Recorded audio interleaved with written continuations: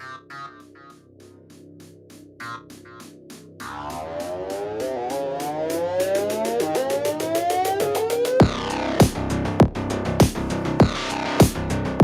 guys, welcome into our Friday. It's Cancel This. We end the week with a bang, like we like to do here. I'm Big Fast with Tabitha Hassel, Scotty Gherkin here, and Eric Johnson. And on the way, it is Friday, everybody. February 10th, getting ready for the weekend. Whether you like the Super Bowl or not, as Eric said yesterday, it's as big as most holidays. It really is. Whether you tend to participate in it or not, there's usually a Super Bowl party going on or something. It's a Super Bowl weekend. We're getting you set for our free-for-all Paranormal Friday. And today's Friday takes on more of a paranormal theme. The one and only, the legend, the St. Louis Broadcasting Hall of Famer. He'll be a National Hall of Famer, too, before it's all said and done with. George Noory from Coast to Coast joining us in just a few minutes. We'll have George on. Can't wait to talk to George about everything paranormal. His rise from local news director to being the guy when it comes to talking paranormal. Not only does he have his Coast to Coast show, Tabitha, he's also on the History Channel, Ancient Aliens. I've seen him on there as well. There's just something about George. He is a legend. And the way he is a legend. That he talks, that we'll be getting in with him in a second. Share the show. Yes. As always, share the show, cancelthisshow.com. You can catch all of our original content there. We'll keep you posted with that. Also, coming up today at our 9 o'clock hour, Ty Dennis from Clippers and Cops, his national organization that brings police and the inner city together, both younger and older generations. He's like, you know what? We've been doing stuff all around America. I've talked at Georgia Tech University. I've talked at other colleges. We need to get something done in St. Louis. So on February 16th, there's going to be a massive event in the St. Louis area. Ty's going to be in studio to talk about that. I want to talk to him about paranormal. Oh, that would be fantastic. We're always so serious with Ty, with serious topics of He's probably race issues, police issues, gang issues, drug issues. Let's ask him about ghosts and aliens. Probably seen some things. So we'll have some fun with that. If you want to jump in and join us today with any stories, text us. We will be running our text line. It'll run at the bottom of your screen. It is a scrolling number. You will text us that. Do not call, text that. And Scotty will pipe you in via Zoom, our video chat line. People have used it to join us. We appreciate you doing that as well. We've also got your news headlines today that we'll jump into as well. That's always fun to do. Also, if you have any story ideas, let us know what's going on. We say share the show, get on all the platforms that we have, like, share, subscribe. Let us know what's going on if we see something. Do you have Super Bowl plans this weekend, Tabitha? No. No, I'm not a, you know, you're not a, yeah, that's true. You're not a sports I'm not person. a big sports person. But you're a social person. I am very social. You like drinking. You like shots. Come on. You like to cook. These days I drink a lot of tea and just hang out, but that's okay. You didn't drink tea when you and I were out last night. Nothing wrong with any of that. What were you drinking last night? I had 2 Bud Lights. Oh yeah, that was right. You were drinking beer right now. 2 Bud Lights. That's right. Well, nice. That's something nice and easy. But we had fun last night. I totally get it. It's also a big weekend. We like to promote it. You may not be able to get tickets to it, but you can also check them out online. Scotty, I know you're busy doing stuff right now. Did you guys sell out for your big show Saturday night in the St. Louis area at Diamond Music Hall? We are 13 tickets away. 13 tickets. I'm expecting a text pretty quickly that it's done. Congratulations, man. Well, thank you. Hey, remind everybody how the concert came about. We did a benefit or a tribute toast to Jeff Burton from 105.7 The Point. And they asked us to come back and do a little reunion, play 5 songs. We got together, did that, and said, hey, why don't we do another show? Been 5 years and decided to do it, and here we are. Modern Day Zero. Can people check out all your stuff online too? Oh, yeah. YouTube and Spotify, all that stuff. Dude, that voice is a powerful voice when it gets today, singing. it's not. But all birthday. prayers and thoughts go to Scotty. If anybody has any magic super potions on a Paranormal Friday, please send them ASAP. I think I've done them all. Aw. Well, then it can only be one way, right? Up.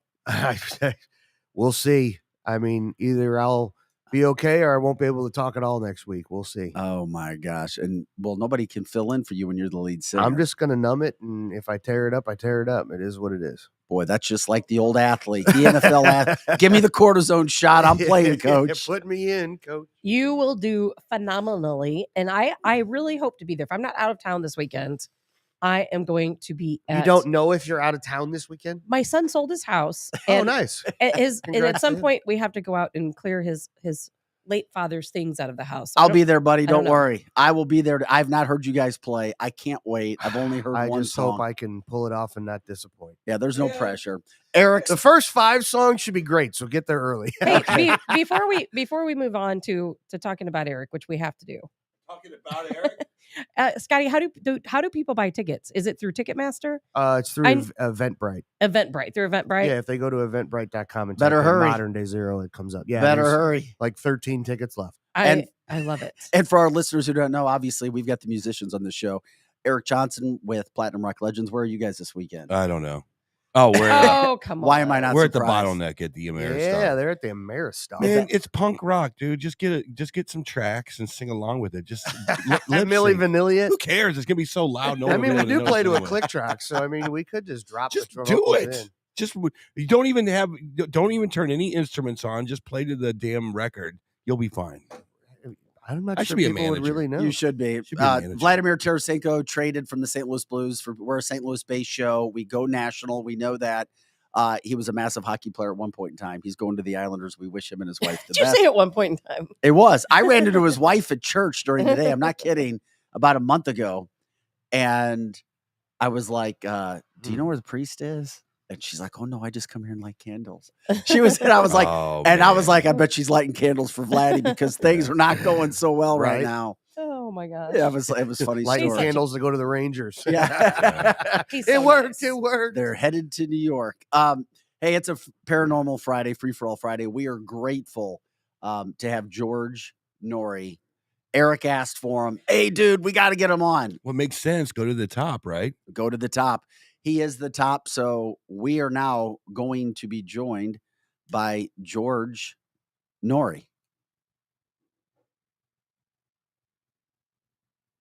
The George Noory. I think.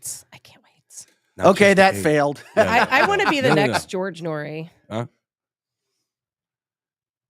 And now it's a special day for us because we have the superstar, the Hall of Fame radio broadcaster, the man, the myth, George Noory, coast to coast.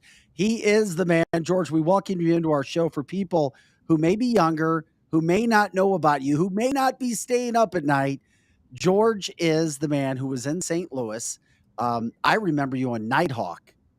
He was on KTRS. That's going way back. He was the man. Wow. That's going way back. And then he took over in 2003 for Art Bell when Nice. Art Bell Yeah. retired. And of course, you've taken it to another level. My friend, welcome to Cancel This. Outstanding. It's great to be with you, Tabitha, Eric, all of you. I hope everybody's well in my hometown of St. Louis. How's it going out there? It's going better now. Yeah. Thanks for Just know- a little cold and windy. That's right, George. I'll start it off. Back in the day when I was coming home late at night and I would hear Art Bell. It was destination radio, as you know, and I'm not starstruck by many people. I got a chance to stand next to some big stars. You're one of them. You're kind of I'm kind of starstruck right now. I'm not going to lie. Well, you know Um, what? He was also a super news director Yes. for KSDK who hired Karen Foss, arguably the best female news anchor that St. Louis has ever had. And he remembers her well, I'm sure. Absolutely. Put it together with the late Dick Ford, God rest his soul. That's right. and, Absolutely. He just took off like a rocket. One question I have for you, when I've always wondered this, and I was an Art Bell person forever, and if it was midnight here in St. Louis, I was listening to Art Bell. Period. Discussion over. And then I heard your voice come in. I was like, oh, Art's got a fill in or something. What I couldn't figure out what was going on there. And then you took over.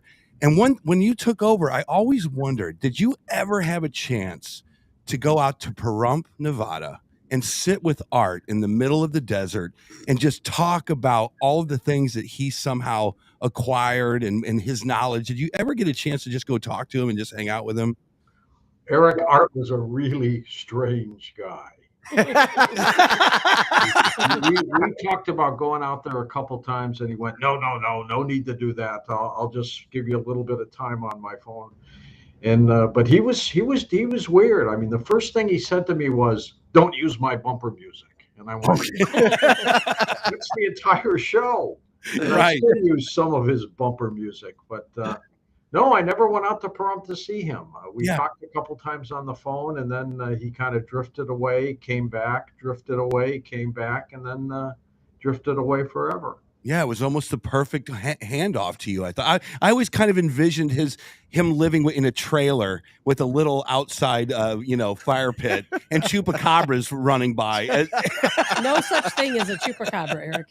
Pretty close. It wasn't a trailer, but it was pretty darn close to it. I'll throw to Tabitha. I have so many questions. I'll just throw it around the room, Tabitha. Well, thank you, Eric. Well, George, I'm going to jump right into things. I am very curious if you read the same report that I did, and that was that Ukrainian astronomers claim that they see UFOs over Ukraine all the time. They say it's a daily occurrence. They figured out a way to to correct the refraction on their telescopes, and they say it's just an everyday occurrence. So I'm curious why we so often hear that there are UFO sightings or orbs over either natural disasters, other types of catastrophes, or war-torn areas. That's my fax coming in from my producers for tonight's show. You don't know what that is a top secret fax right there.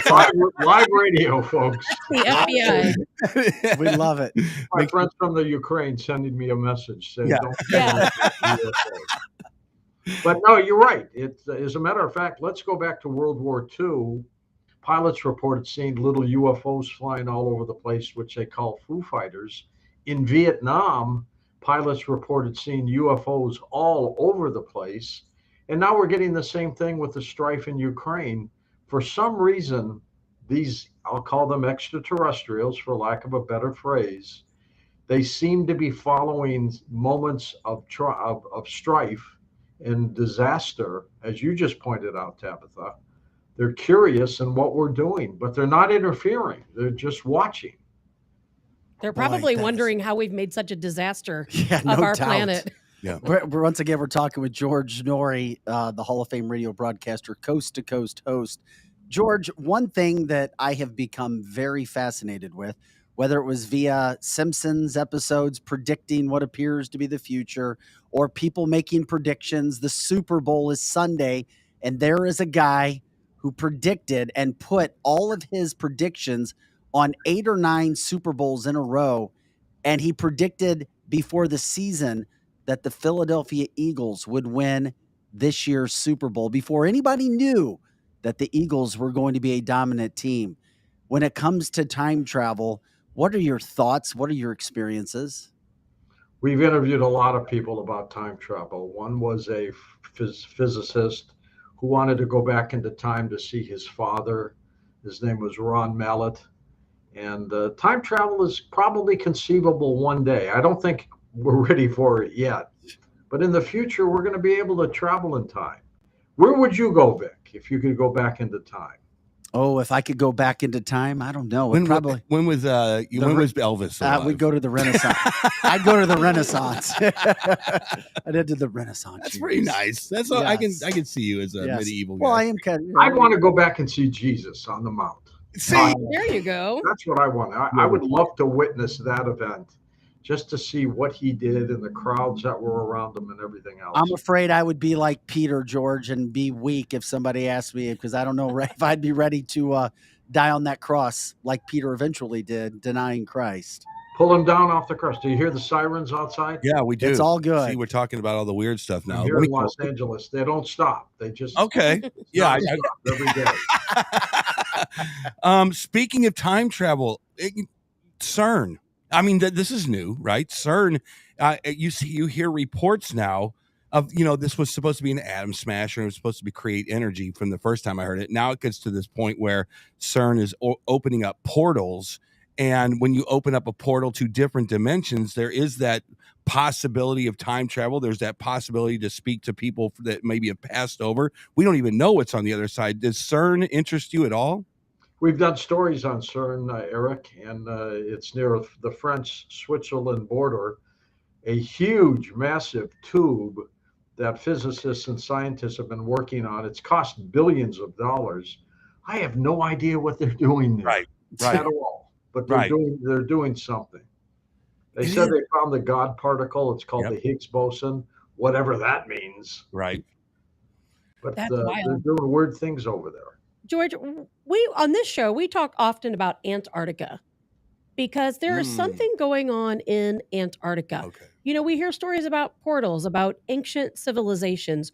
We know that they're outside of research facilities, military type bases. No one has actually settled in Antarctica. What are your thoughts on that? There's something down there. We've done a number of shows about objects that are physically underneath the ice that's melting away, but something's down there, and governments have secretly gone there with people and crews and scientists. They're doing something there, but who knows? But it's a very strange place. Yes, See, it we've been is. trying. Tabitha and I believe that something's going on there. We Eric's not quite ready to go there yet. That's in the Flat Earth Society, Yeah. I believe. I'm afraid. Eric still thinks the planet's 6,000 years old. It's not. What? It's not? Right. What are you talking about? I find it fascinating, George, because I had heard you say once that, you know, you wanted to cover the stories that mainstream media would never touch, that they would never cover. Mhm. You found your role when it comes to this. And now we have so many stories when it comes to alien abductions Mhm. as well. This is one, I mean, I see so much what I would consider to be proof where I'm not going to be like the average person. Oh, yeah, no, you're just crazy. You're out there thinking this and it's not happening. What kind of people have you spoken to? What kind of interactions have you had for people who claim that they've been abducted? All kinds, Victor, all kinds. It goes way back to when I was 21 and a reporter in Detroit. I interviewed Dr. Benjamin Simon. Now, you might not remember or know that name, but he was the psychiatrist for the Barney and Betty Hill abduction case, Mhm. which was one of the first big cases ever. John Fuller wrote a book called The Interrupted Journey based on that. And I interviewed him, Dr. Simon, and I said, excuse me for a second. The Busy predict- day today. Yeah. But I interviewed Dr. Simon, and I'm 21 years old at the time. And I said, Dr. Simon, were they lying to you about their abduction case? And he said, no, they weren't lying. He said, I don't know what happened to them. I don't know if they got abducted by aliens or kidnapped by people. But whatever they told me, they believe. And they told him the story of seeing a craft on the side of a road at night where they got abducted. And it turned out to be, and it still is, one of the biggest abduction cases ever, the case of Barney and Betty Hill. Gosh, that's I remember it well. Yeah, it's those are fascinating stories, and not too long ago I got scared to death by the what was it, the Annabelle movies, and then I learned about the people that were a part of that, and I at that point I started becoming a skeptic. I did, because I was like always saying this can't be real. I got to ask you, and I've always wondered this as well. Are you in the game so much that you have literally just you've disproved some of these legends, urban legends, that you're gone, this has just gone too far? Is there anything, say it's ghosts, say it's mermaids, say it's Bigfoot, whatever it is, you've just gone chupacabras? Yeah. Is there anything where you're like, okay, we believed in this and we followed it forever, but it's just not true? Is there anything? The secret, Eric, of Coast to Coast is not to destroy the image of what may be going on out there. It's to present information and to let our vast audience decide if it's real or not. Mm-hmm. Without me being the host, I'm an old-time news guy. I mean, I could sit back all day and chastise, go after some guest. I don't do that. Right. I let them talk. I let them speak. How many are telling the truth? Most of them. Are some of them fabricating the stories? Maybe. But by and large, I just want to talk about these stories because there's a lot of strange stuff going on out there. Yes. Boy, isn't there really? Talking about strange stuff, or at least when we say strange to the human mind, the human brain, what about spiritual things, spirits, people living in homes. You could call it with spirits, being haunted, those kinds of experiences. There is no doubt, Victor, no doubt at all that there's something on the other side. When we die, we go somewhere. Where? Who knows? We'll find out, won't we? But there's something there. Too many people have reported seeing things. Too many people have talked about their dearly departed loved ones that have visited them in dreams or stood at the side of the bed or made phone calls to them at the moment of death. There's just too many strange things going out there.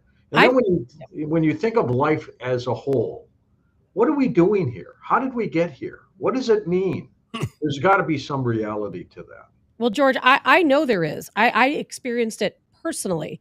I had a really bad asthma attack, and they, no matter what they did, they could not get my lungs to work as they should. I was not being oxygenated, and I was not on any type of medication. I was in the ICU, and I didn't realize it at the time. I saw these three men standing towards the end of my bed, and I was talking to them, and the nurse and my mom who were in the room, were very confused. They thought, they asked me all of the questions. What's your name?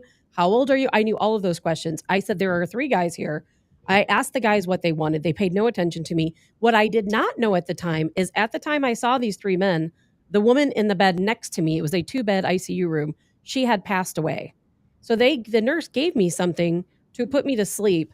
And when I woke up is when I found out that woman had died right at the same time. Wow. I had seen these men. So once you see something like that, and you see it clear as day, and you know it was not a hallucination, you will forever believe, and nothing will ever change your mind. Yeah, there's a lot of weird things. We got a call one day on open lines from a police officer who said, George, we got a call that there was a person having a heart attack in a house. And we got to the house before the EMTs even got there. We knock on the door, and a little old man opens the door to let us in. And we go bursting into the house, and on his face is another little old man who obviously is the one who had the heart attack. We roll him over to try to give him CPR. He's dead. It's the guy who opened the door for us. Oh my God. What? You just gave me chills. No. That is wild.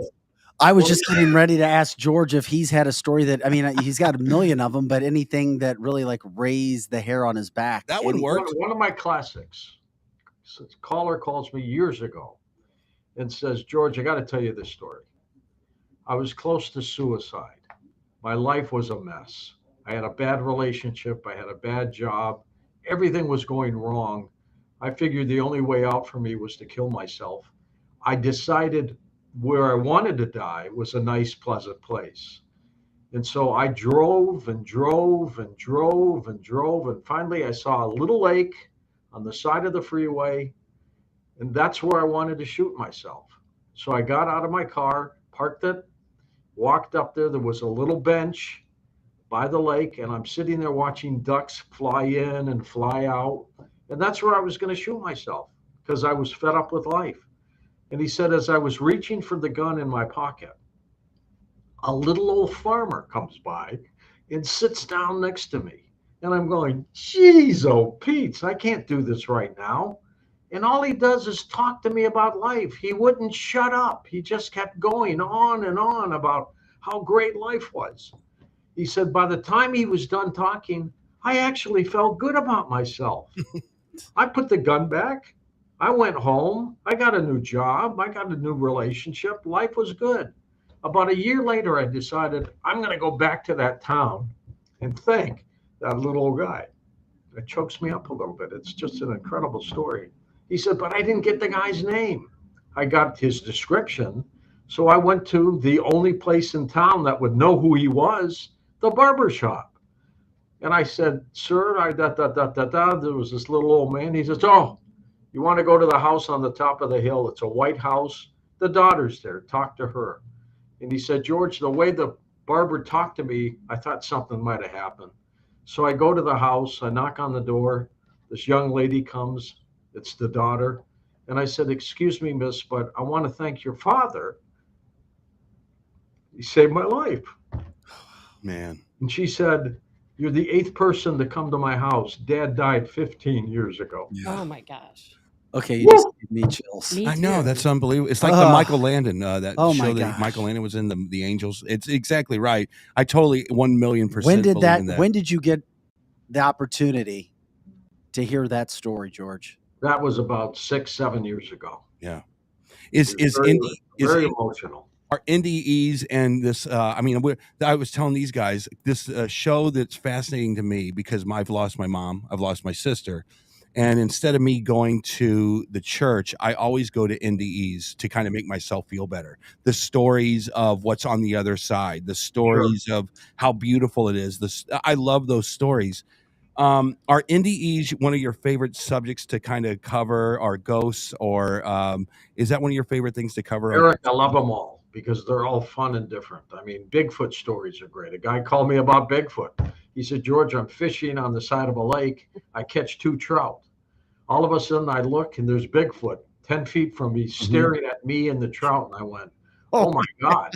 So I figure I'm going to give him the trout. So I hand him over to him. Bigfoot takes the trout, looks at me, and gives me one back. Oh my God. His was half eaten. That's Wow. I mean, you can't make that stuff up. No, No, you can't. You can't. That is certainly interesting. Do the people that have an iPhone is everywhere?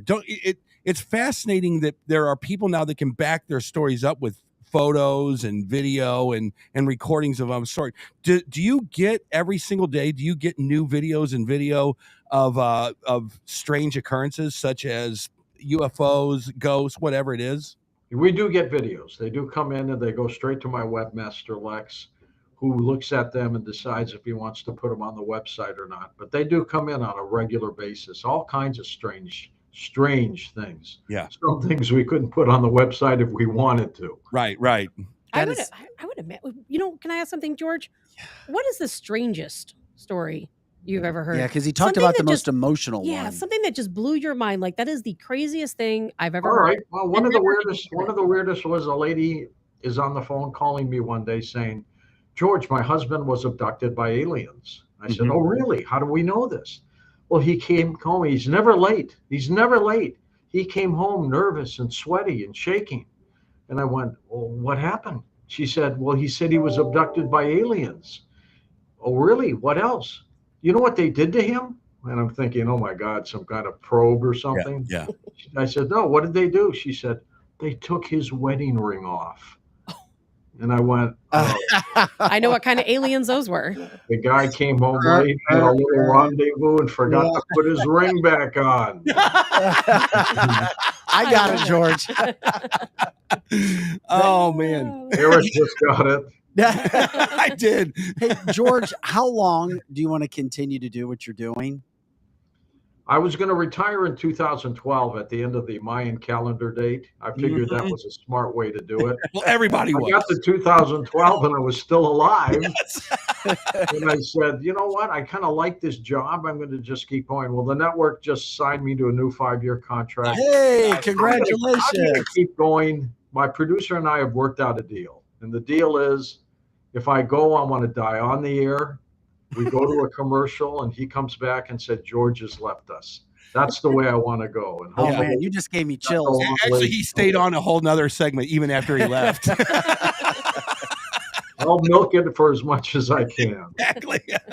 George, people know your voice. They know your name. Do people recognize you when you're out and about? I know you. I'm on Ancient Aliens a lot. I'm on Beyond Belief, which is a Gaia television show, beyondbelief.com. Yes, I do. I get recognized a lot. I went to Las Vegas a couple weeks ago, and I was mobbed. Yeah. Oh, no doubt. But the highlight for me, Tabitha, Vic, and Eric, is when I go to the Polo Lounge in Beverly Hills, they put me in the booth that Frank Sinatra used to. This is a great story about old Frank. Frank was sitting in a booth with his buddies, and next to him was another booth where the guy was there with his wife. And Frank is saying all kinds of words that start with F and this and that. Right. And the guy, yelled over and said, Frank, can you simmer down? I'm with my wife, please.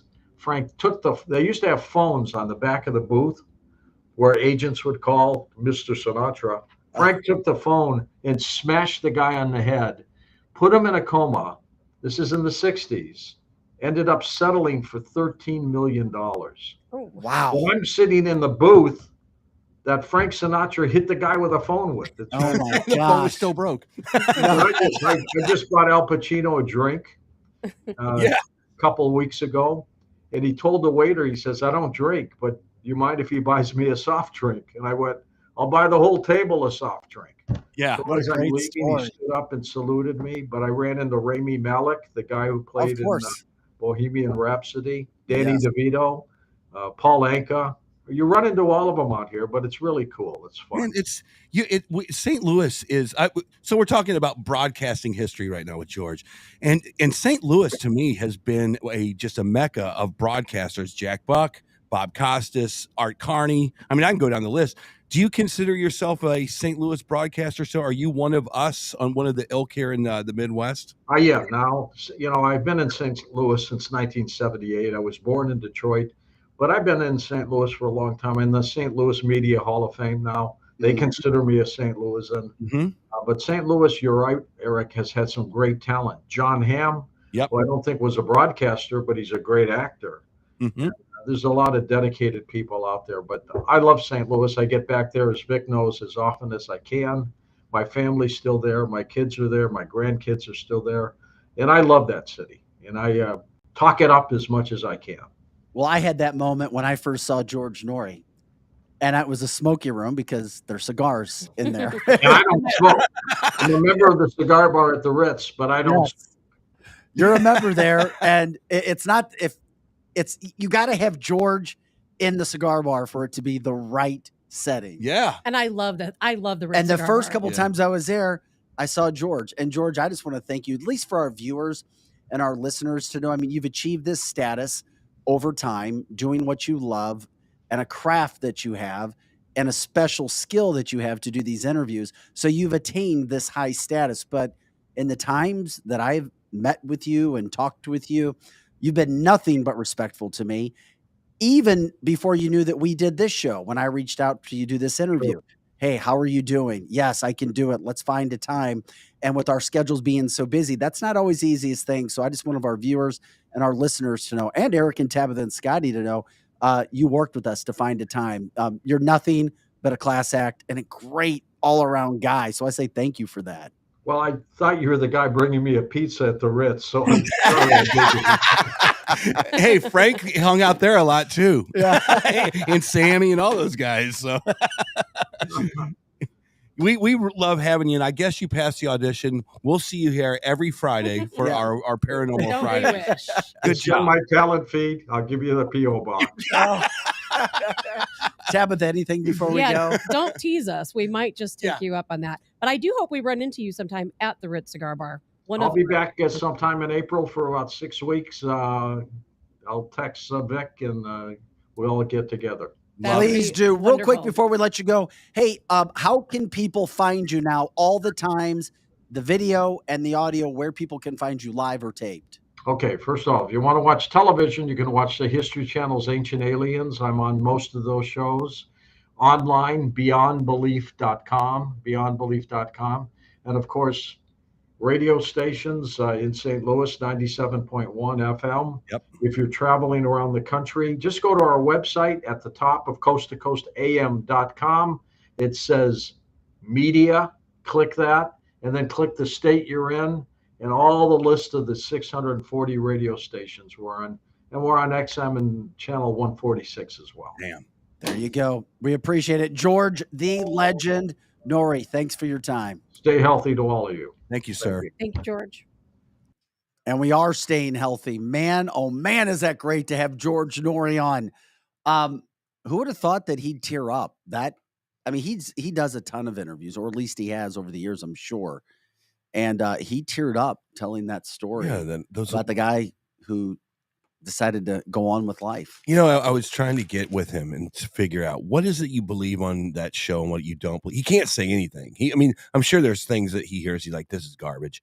But you could tell that he was really into the afterlife, that was the thing that touched him. Like when you die, someone does come back and can interact with you and can help you. And I think that's why he started tearing up. The other part, it shows you a little bit about who he is. We hope you enjoyed that content. And by the way, if you came in on it late or if you know somebody that would like it, share the show. Let them know what we have with George. Go ahead, send them the link. I put it on my Facebook as well.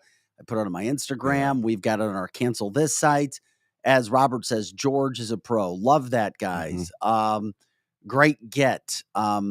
It is difficult. Thankfully, I had a relationship with him, meeting him at the Ritz Cigar Club a few times and hanging out with him so that he agreed to do the interview. And it's not easy, believe it or not. George, at 72 years of age with a new 5-year contract, lots of life, lots of energy. Yeah. And the guy, content that people will always want, Vic. I'm telling you, if you see George, I'm telling you, if you're polite, he's not the guy that's going to go get away from me. Yeah. He's a guy that's going to talk to you. He really will. I believe that. I can't wait to meet him.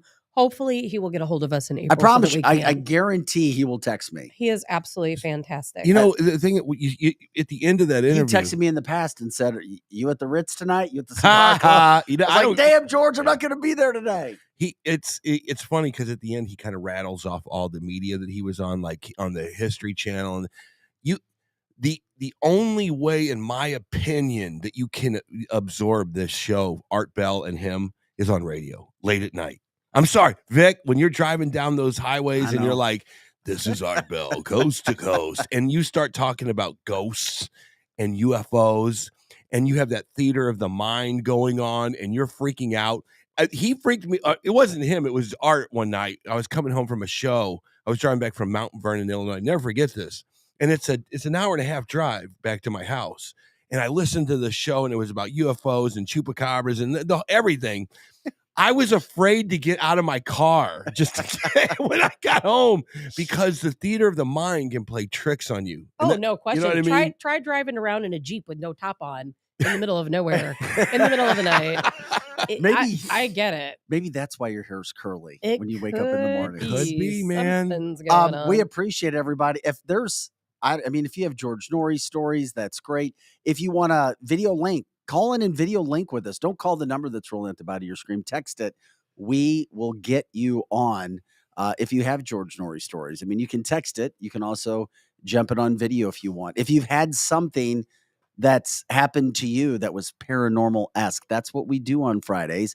We kind of break from the mold. If you're new to the show or watching because of George, we talk a lot of politics. We talk a lot of society. We talk a lot of big news, headlines, interviews, cancel culture, entertainment, but we also take a little time out on Fridays for Free for All Fridays and Paranormal. Let us know. You guys are already jumping in. The comment line's going crazy. I can't even keep up with Friday it. is my favorite day. Of course it is. I am not kidding you. I love talking about news and politics. I love it. But I could talk about these other topics or weird news every single day. There's a lot of content, that's for sure. Well, because I find it fascinating. Some of these stories that I come across, and here lately, I come across really more weird or strange news than normal news. It's like the world has gone mad. But some of it, I find it so fascinating. I could Art talk about Bell it had every this day. thing called the quickening. You know what the quickening is? No. It means that the more you talk about it, it's almost like The Secret, if you know what The Secret is, the manifestation. Which is true, by the way. Right. The more you talk about something. So if you think that the world is becoming evil and disorganized and in disarray, that it's this exponential speed of it happening. And Art talked about that a lot on his air, the quickening, and how we're headed towards something I believe faster now in history than any time in history, I should say. And I believe that too. I feel like we're headed towards something just either you can get in the woods and completely disassociate with life, or if you do associate with life, something is about to hit us in the face. So, like the Matrix is exposing itself. It's getting faster and faster. Well, people say they call faster and faster and faster. I'm believing Some people call more it the in veil. I'm believing more and more in your Matrix of sorts. Me too. Because we all know time doesn't exist. I finally became Correct. a believer. Explain that. I finally became a believer. So the only thing we have is the present. So there's no future. There's no past. I don't think that anyone really fully understands, but I do think that everything intertwines in some weird way. That's why people have like deja vu moments. That's why people know what's going to happen next. You know, and for me personally, if it happens to me as often as it does, it must happen to other people too. I mean, I've seen ghosts. my mother and I both saw a ghost on the highway one day. We Yes, I did drove right too. through it. Wait, hold on. Wait, whoa, Are you sure whoa, it wasn't whoa, fog, whoa. Tabitha? I called the Dude. police because we actually thought we hit a I person. actually I'm like, we just You hit called someone. police? Wait, Oh my wait. God, that's serious. The that highway happened to us patrol. too. That happened to me What? too. Yes, it did. We were driving back from Kansas City, Missouri. This So is we a were true driving from Springfield, Missouri back. We- Maybe it was the same ghost. dude. Listen to this. It looked like someone who might what are the people that would the concierge people in the 1940s at the train stations. Oh, okay. It looked like someone, he had the hat on, he had the outfit on, and he was sitting on top of a luggage. And we were like, that is super odd. Why would you be sitting in the middle of the highway with luggage and a concierge hat on from 1940? Oh, well, that's weird. We looked back, he was gone. It's crazy. And when we you both see it, saw it. We both Exactly. saw it on the highway. Tabitha's right. It happened What was to yours? my mom and I. We were driving back from Springfield, Missouri. We had worked in Springfield in piracy. We're driving back on the highway. It's about 11 o'clock at night. Driving down, I guess that's Highway 40. Is it 44 Yeah. or 70? 44 coming out. And I'll never remember. It was at mile marker 167. Mhm. And I know that because we literally called police. And she's driving, and we're, I can't remember which lane we're in. I think in the far right lane. And I saw something out of the corner of my eye. It's very dark through that stretch Yeah. of highway. And I said, watch out, there's somebody in the road. And she looked and she swerved. And the next thing we knew, there was this guy standing. I mean, he directly in front of our front bumper, right? I mean, 2 inches in front of the hood. Yeah. And he was walking real slow. He turned and looked at us right as the car went through him on the corner. And her and I, Man. I'm getting chills thinking about it. Her and I talk about it all the time. It freaked us both out so Yeah. bad. I'm like, we better call the police. I mean, there was no bump, there was no boom. But the guy just looked at us dead in the face right when he was in the middle of the car. It was the freakiest thing I've ever Yeah. seen. And I'll tell you what, I called police and I'm like, I just want to report Yeah. that we may have hit someone. I don't think we did. I don't know really what happened. Stop. I'm like, but there was a guy in the car. There's in the road. There's no way we couldn't or didn't hit him, Yeah. It but could yet have- we didn't. It could have been a time traveler. I don't know what it was, It could have been I time will because they never can't- forget it. So one thing I should have asked George. But George did say there's no such thing as time travel, kind of. That was the most direct he was on any of our questions. He was, because he's like, I don't think we're there yet. He said that. It's about We're not, but you know what? But the people in the future are, which means they can come back here. Does that make Well, sense? No. I don't know. No. Maybe the people, if time continues on, then I actually believe that aliens, or at least some of them, are actually future humans coming back to study the natural disasters and the catastrophes we have and the wars that we have. Because I think that somewhere down in the future, things change so much. Well, if you believe that in they come Einstein's back. theory of relativity, about how light, if you travel away from a clock at the speed of light, the clock stays the same, but to other people it moves faster. Then theoretically there is a way to manipulate time, right?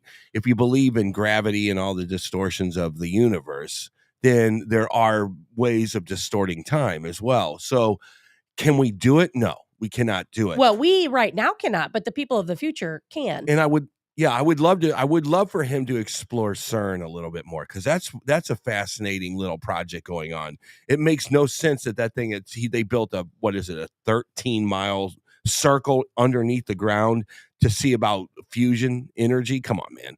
There's something else going on there. And then the day that it opens, Barack Obama arrives to see the opening of CERN. So, but do you think people like Obama, and you see these different photos and different, do you think people like Obama are what we call the super elites? Yes, Are I they do. time travelers? Yes. So are they people, because if you really think about not it, time travelers, they are the ones that are privy to the information. Bill Gates is privy.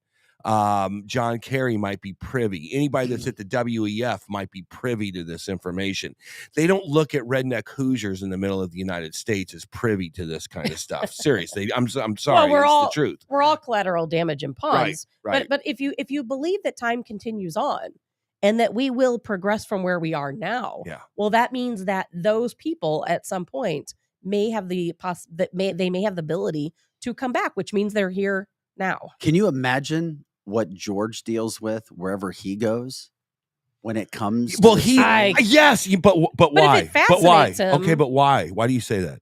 because that's his life. It's his life. From moment to moment. Okay, And there has to be something in his own brain. yes, that's how I. But did you hear me try to get that out of him? I was like, George, you are obviously the expert on everything. So every question we ask you, you will have an answer for. Did you notice that?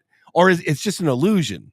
It's like, George, I'm going to ask Well, you. it's all speculation because none of us know. We can Yeah. only speculate. Yeah. But when you put enough things together, Eric, like you and I both saw a ghost. I saw the woman, I didn't see her, but the woman next to me died. And I saw the two people who I believe were there to take her on to the next Yes. place. When you see things, then you But believe that's it. even worse. Why is that worse? Because it makes me more skeptical. It makes me challenge my thoughts. It makes me figure out that could not have been what it was. And the more I say that to myself, it's hard to it reconcile. is hard to put that in your brain and go, I'm just being an idiot. Now I feel crazy. Like I've seen stuff. But you're not crazy. Well, I think I am. Vic, have you ever seen anything unusual? No, No, I really ghosts don't mess with Is it- Catholics. is They it- don't mess with Catholics. No, Well, Vic's very Catholic. Well, here's Yeah. I'm Catholic. I'm Catholic. No, here's the thing about it.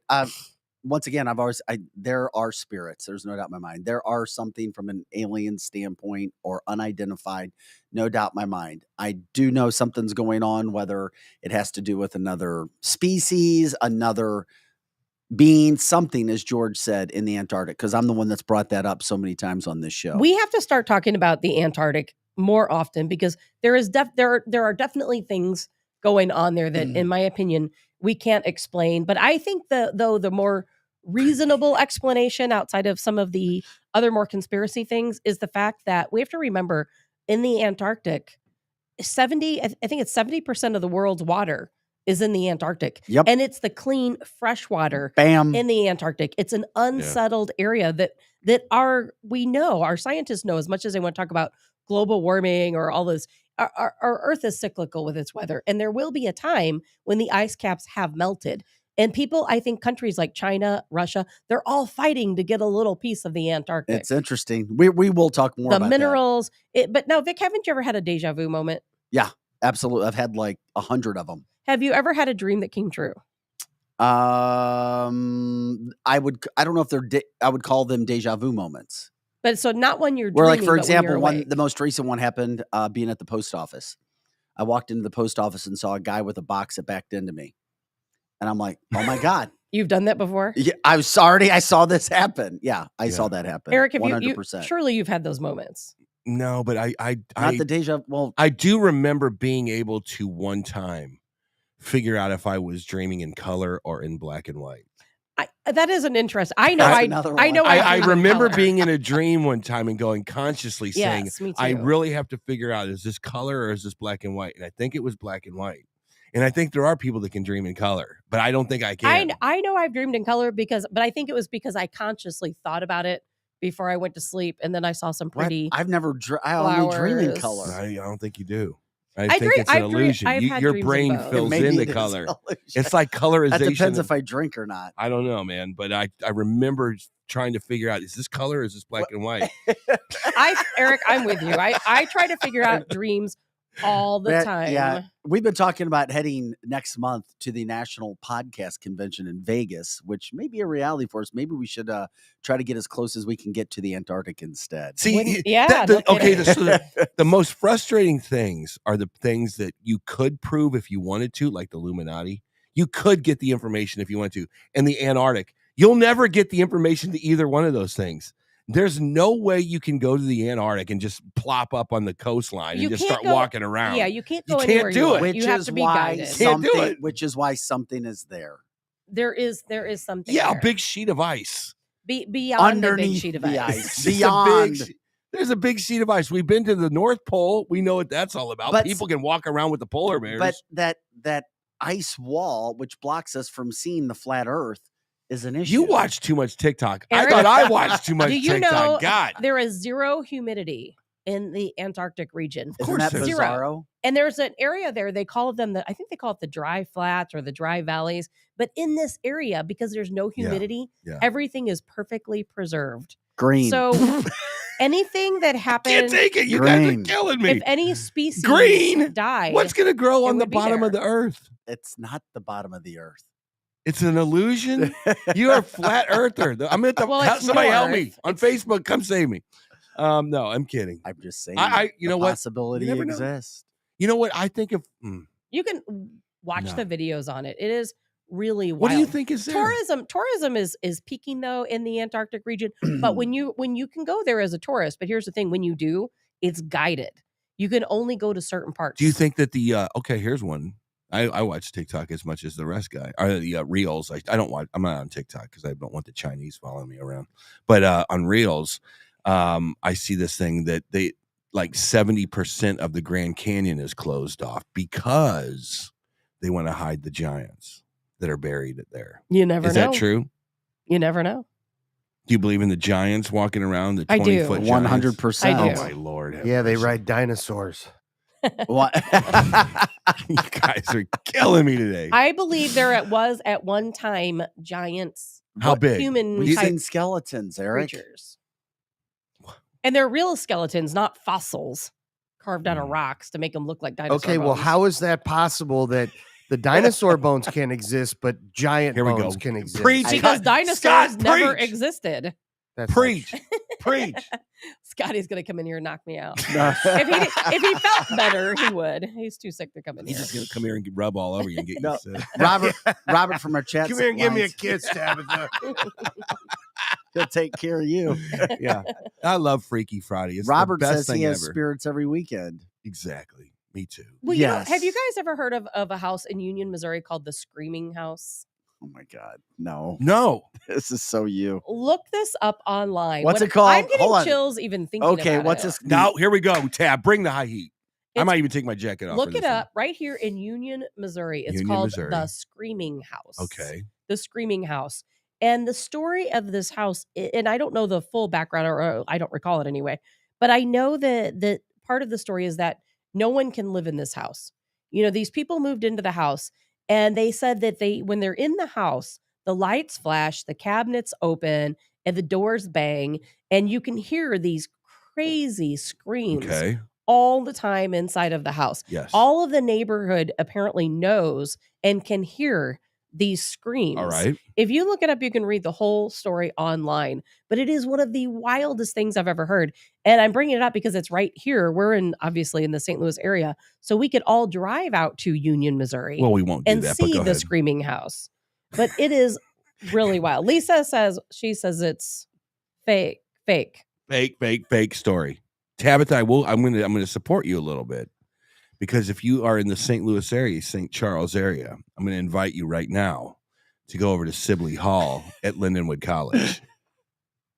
Sibley Hall is haunted as hell. They got a grand piano. I don't know what year that grand piano was put in there, but it plays itself. That defies all physics. Okay. Marianne Sibley is still playing the damn piano over at Lindenwood College. True story. I know for a fact. And I think back in the day, they would have like these maintenance guys that would quit. The attrition was just off the charts because they did not want to deal with this ghost at Sibley Hall at Lindenwood College. We should go Same check it difference. out. We can Same have difference. our Friday free for all street team. Yeah. I think it's a girls' sorority or it's just a girls' dorm What? now. I've Yeah. never even heard Really? about the Yeah. Sibley Hall. Yeah. Marianne Sibley. I think you guys did a story on it on Channel 2. Elliot Davis was like, I didn't pay for this. I'm out of here. Is that what happened to him? I He got guess. sucked into Yeah. Sibley Hall and he's never Yeah. come back. Oh my God. Well, we appreciated George joining us. We'll get him on the show again. And we also had ideas. I mean, well, he knows a lot of people too, to check in with them. Maybe we try to see who we can get besides George coming up with specific topics. We need to get some folks that can talk to us about the real exorcist that happened Oh, here. they have in St. smashed that Louis. one to death. I'll tell you what, I know, but They you know have. what? You know what? I went there. It is Did you know that? I've been there. Well, too. the one that it's like in South County somewhere. Yeah. It's in the middle of a subdivision. Well, my friends and I made a movie there, and we were in they took down the hospital wing where it all happened. What do you mean you made a movie? Well, a friend of mine is a filmmaker, Uh-huh. and so I was part of his film. And so part of the Were you film, screaming at people? I was not. It wasn't even a scary movie. But Eric, if you've been there, you know what I'm talking about. They tore Well, I know down- that the kid that bought it, and he's a kid Yeah. that bought it. You're talking about Alexius Brothers Hospital. No, I am not. I'm Oh. talking you're about talking the about the house. house. I'm talking about That's the in actual Florissant. house. Yeah. Florissant. No, Yeah. I don't know. I can't remember. And there exactly- could be more than one house. I don't know. I don't remember Oh my exactly where God. it was, but it was when we went in there. We were literally expecting to see portals and devils like opening refrigerators and stuff like that. The kid, I go, "What has happened in here? I need to pick your brain. Just go crazy." He looked at me like nothing. Okay, well, thanks for letting us come in here and see your nice All righty house. then. I didn't even know about He's a like, house in South "Nothing, County. I nothing." know that the kid his aunt lived, I think, in Florissant or Ferguson. I think it was Florissant. And I know at one point he was at that house. And then a lot of this took place at Alexius Brothers Hospital. They tore that wing down, but the basement still exists. And that's where the morgue was. So when we filmed this movie, we were down in the morgue. And I will tell you what, it was the creepiest thing ever. Yeah, any morgue is creepy. Oh my gosh, yeah. I've been Especially in a really old I've one. been in one. It's not a lot of Okay. not a very nice. You know, I totally believe in the Exorcist story. They did tear Oh down. my well, gosh. yes. They It did. is They absolutely did tear down 100%. Alexian Brothers. I mean, The it did- priest have documented the cases in The Exorcist, Yeah. which is why they say stay away from the spirits. Possession is real, and it's one of the only things people don't scare me. Possession demons scare me. They should. yeah, I don't like 100%. devil demon stuff. yeah. We'll continue. We'll continue. The veil is thin, Vic. The veil is thin That's between us and the right. bad stuff. once it is. once Like again, us, like us and Madonna. if you want to jump in on our show, join us and talk about anything. We would love it. You can give our number a call. It's on our screen, 636-515-4892. You can do that if you are watching live right now. If you're watching live, you can do that. We'd love to have you. Or you can just jump in when it comes to our comment line as well. We have that open for you as well. We're also covering news stories. By the way, Ty Dennis, Clippers and Cops, he's going to be in about 10, 15 minutes. He's got a massive event coming up to promote police and the communities getting together. Inner city, meeting police understanding inner city. Yeah. Massive, massive deal. He'll come in. Let's talk to him about ghosts. Maybe We've never talked to Ty about ghosts. Mm-mm. Maybe if Ty had like a boxing match between the cops and like barbers, What? maybe it'd be There's huge. already the box. That's already the cops and the firefighters fighting at Oh, right. He's already That's got right. Okay, never mind. guns I- and hoses. I would That's- like to talk to Ty I was about trying to steal their idea. Well, then ask him. premonition. Ask him. Because a lot of police officers and EMTs and doctors and people that I talk to talk about premonition. Well, you're going to have a moment because he's Yes. going to come here and he'll be in for a I- long do you time. think that Can't Ty, wait. since the last time we talked to him, has changed his mind about what we always talk about, the crime in St. Louis? You think Of he's like, course not. do you think Ty's going to walk in and go, You're going to have a chance I've to had talk it. to him. Okay, guys, I've had enough of this garbage. Did you? Well, because now there's some real traction about the state coming in and taking over, not just the cops, but prosecuting some of these crimes. Yeah, there's special prosecutors that could be coming in now to take care of certain districts. We're going to get into that on Monday because this is the best part.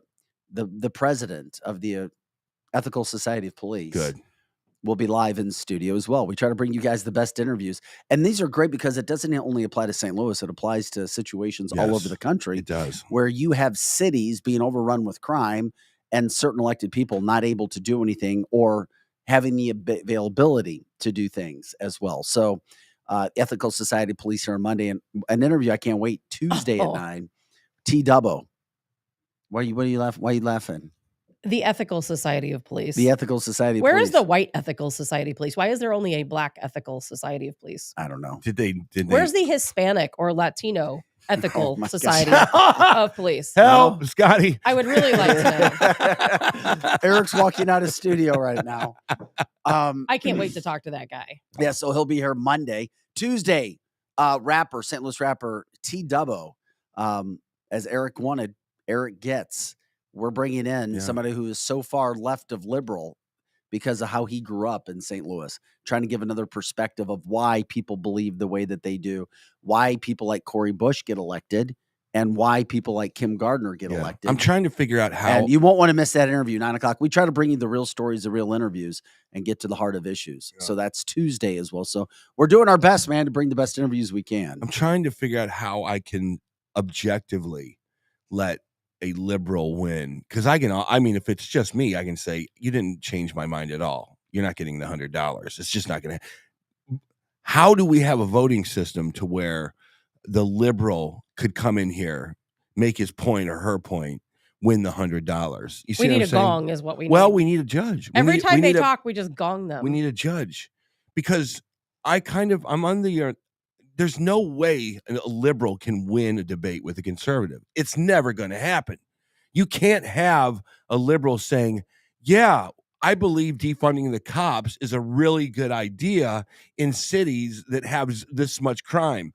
And then, or just say, now answer that question. But the people There's no way. But the people who want to defund police, that's the teeny tiny portion on the 2% far left. And we ask, not the average. Yeah, when liberal. he comes in, I'd say, ask him about it. Like, here's another thing. And liberals will say, yeah, that balloon that just walked across the damn country, yeah, I don't see a problem with it. I think we handled it well. That is the easiest argument to destroy in a liberal versus conservative debate. How do you figure that? It had advanced communication gear on it. Even if it picked up 1 nanobit of information from Scott Air Force Base that it can use in the future, it's a bad decision. Yeah, there's no way a liberal should be able to beat any conservative or any libertarian, for that matter, in a debate. Well, that's why I got 100 bones on it. I play a game with people all the time at bars. I say, are you really a Democrat? And you know what, Eric? Here we go. Here's what it comes down to in the end. Democrats, Republicans, conservatives, liberals, for the most part, we all want the same thing. We all want to be happy. We all want to be prosperous. We all want to raise a family. We all want safety.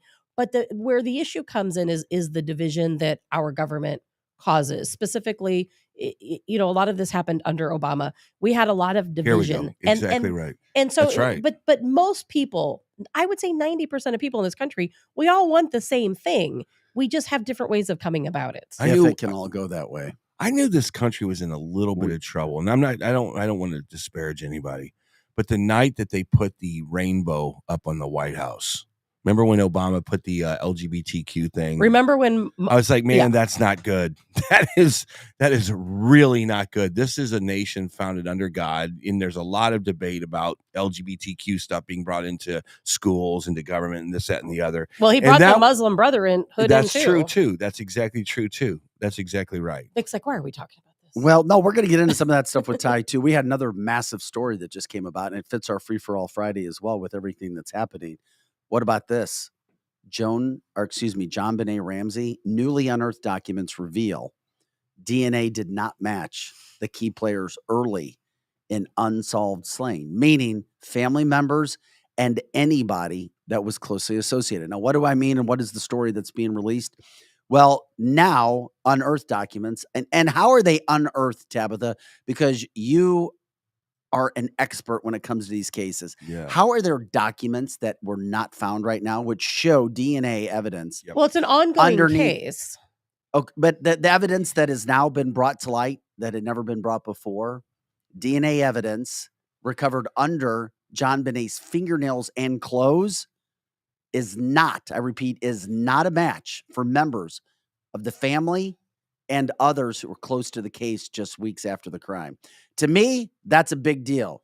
Tabitha will always find some shred. There it is. I knew it was going to happen. How in the hell is it not a big deal? Because you know what? First of all, Mom and Dad did not do it.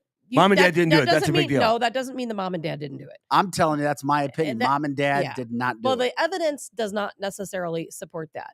But what I'm saying is that the reason why this information wasn't uncovered already is because this is an ongoing case. And to protect the integrity of a case, this is information they often don't release. Maybe 1 or 2 people have it. Maybe it gets leaked, but typically this information is not released. And I have studied about the John Benet case since it happened. I've talked about it many, many, many, many times. But when it comes to DNA, you can have DNA under your fingernails that has absolutely nothing to do with the crime itself. In this report, and I read the report, They found DNA on her underpants, which many of us already knew.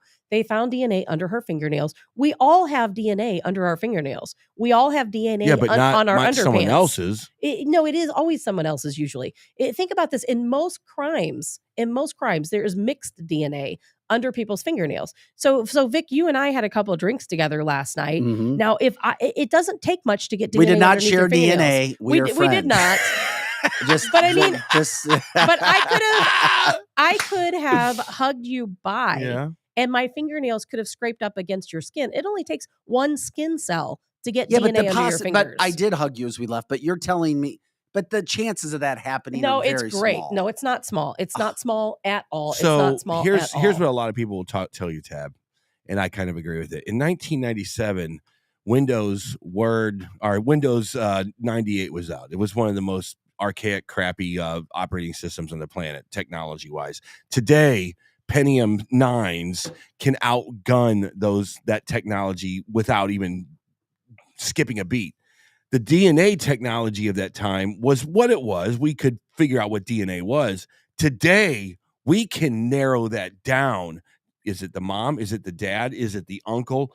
Oh, it doesn't look like it's anybody that we're accusing them of. The sad story to me is when you can rule people out, like the mom and the dad, they went through hell. They not only did they mourn their daughter, but they're going through hell. Doesn't rule them out. Really? No. It doesn't rule them in. It doesn't rule them in, but there's so much more to a case than DNA. In the John Bonet case, not really. Yes, Eric. Yes, there is. Not so much. And DNA has changed a lot in the technology. We can get into that as well. But look at the entire case of the John Bonet. Okay, she got up. They emptied her stomach. She had the pineapple in her stomach. Well, in the beginning, the parents said she went straight to bed. She wasn't up eating pineapple. Well, she was up eating pineapple. There was the ransom note left. The ransom note was confirmed to be her mother's writing. What was her name? Patsy's writing. And there were details in the letter. It was like a ransom type letter that no one else would know. If you study cases like I do, it's extremely unusual for a stranger to kill a person. It's always somebody you know. Very rarely is it a stranger abduction. Very rarely is it a stranger homicide. And if a stranger is going to do this, a lot of it just doesn't add up. I mean, first of all, when they found this ransom note, why didn't they call police? They didn't call police. You know what they did? They called people over. And the people they called over, they searched the house, okay? They searched the house. They searched every corner. And the dad, he is the one who went down in the basement by himself and found her body. Yeah. And they still didn't call police. Yeah. They still didn't call police. You know what they did? They circled her and they prayed. They carried her body. They contaminated the crime scene.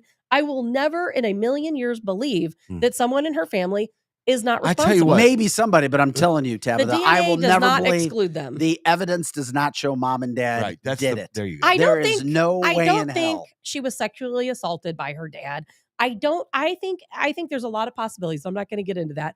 Of what could have happened. Mom and dad did not. I absolutely do think someone in that house is responsible for killing John Bonet. There was no sign that anyone entered the house. No one would know. It was in the ransom note in Patsy's writing.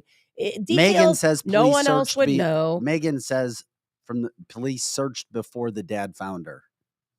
Yeah. Not in the basement, they didn't. She was laying in the middle of the basement floor covered in a blanket. Donna says it was her brother. Maybe that's it. See if you can remember mom this. And dad didn't do it. So the way that crimes worked back then, Vic, are a lot different than the way crimes work today. Today, if you want to abduct somebody, you take a baseball bat and you smash in the back door, period. Back in those days, and I remember this, you would have people that were stalking outside of your house. They would be looking inside of your bedroom windows, and they would creepily break into your house. And going into that basement window makes all the sense in the world.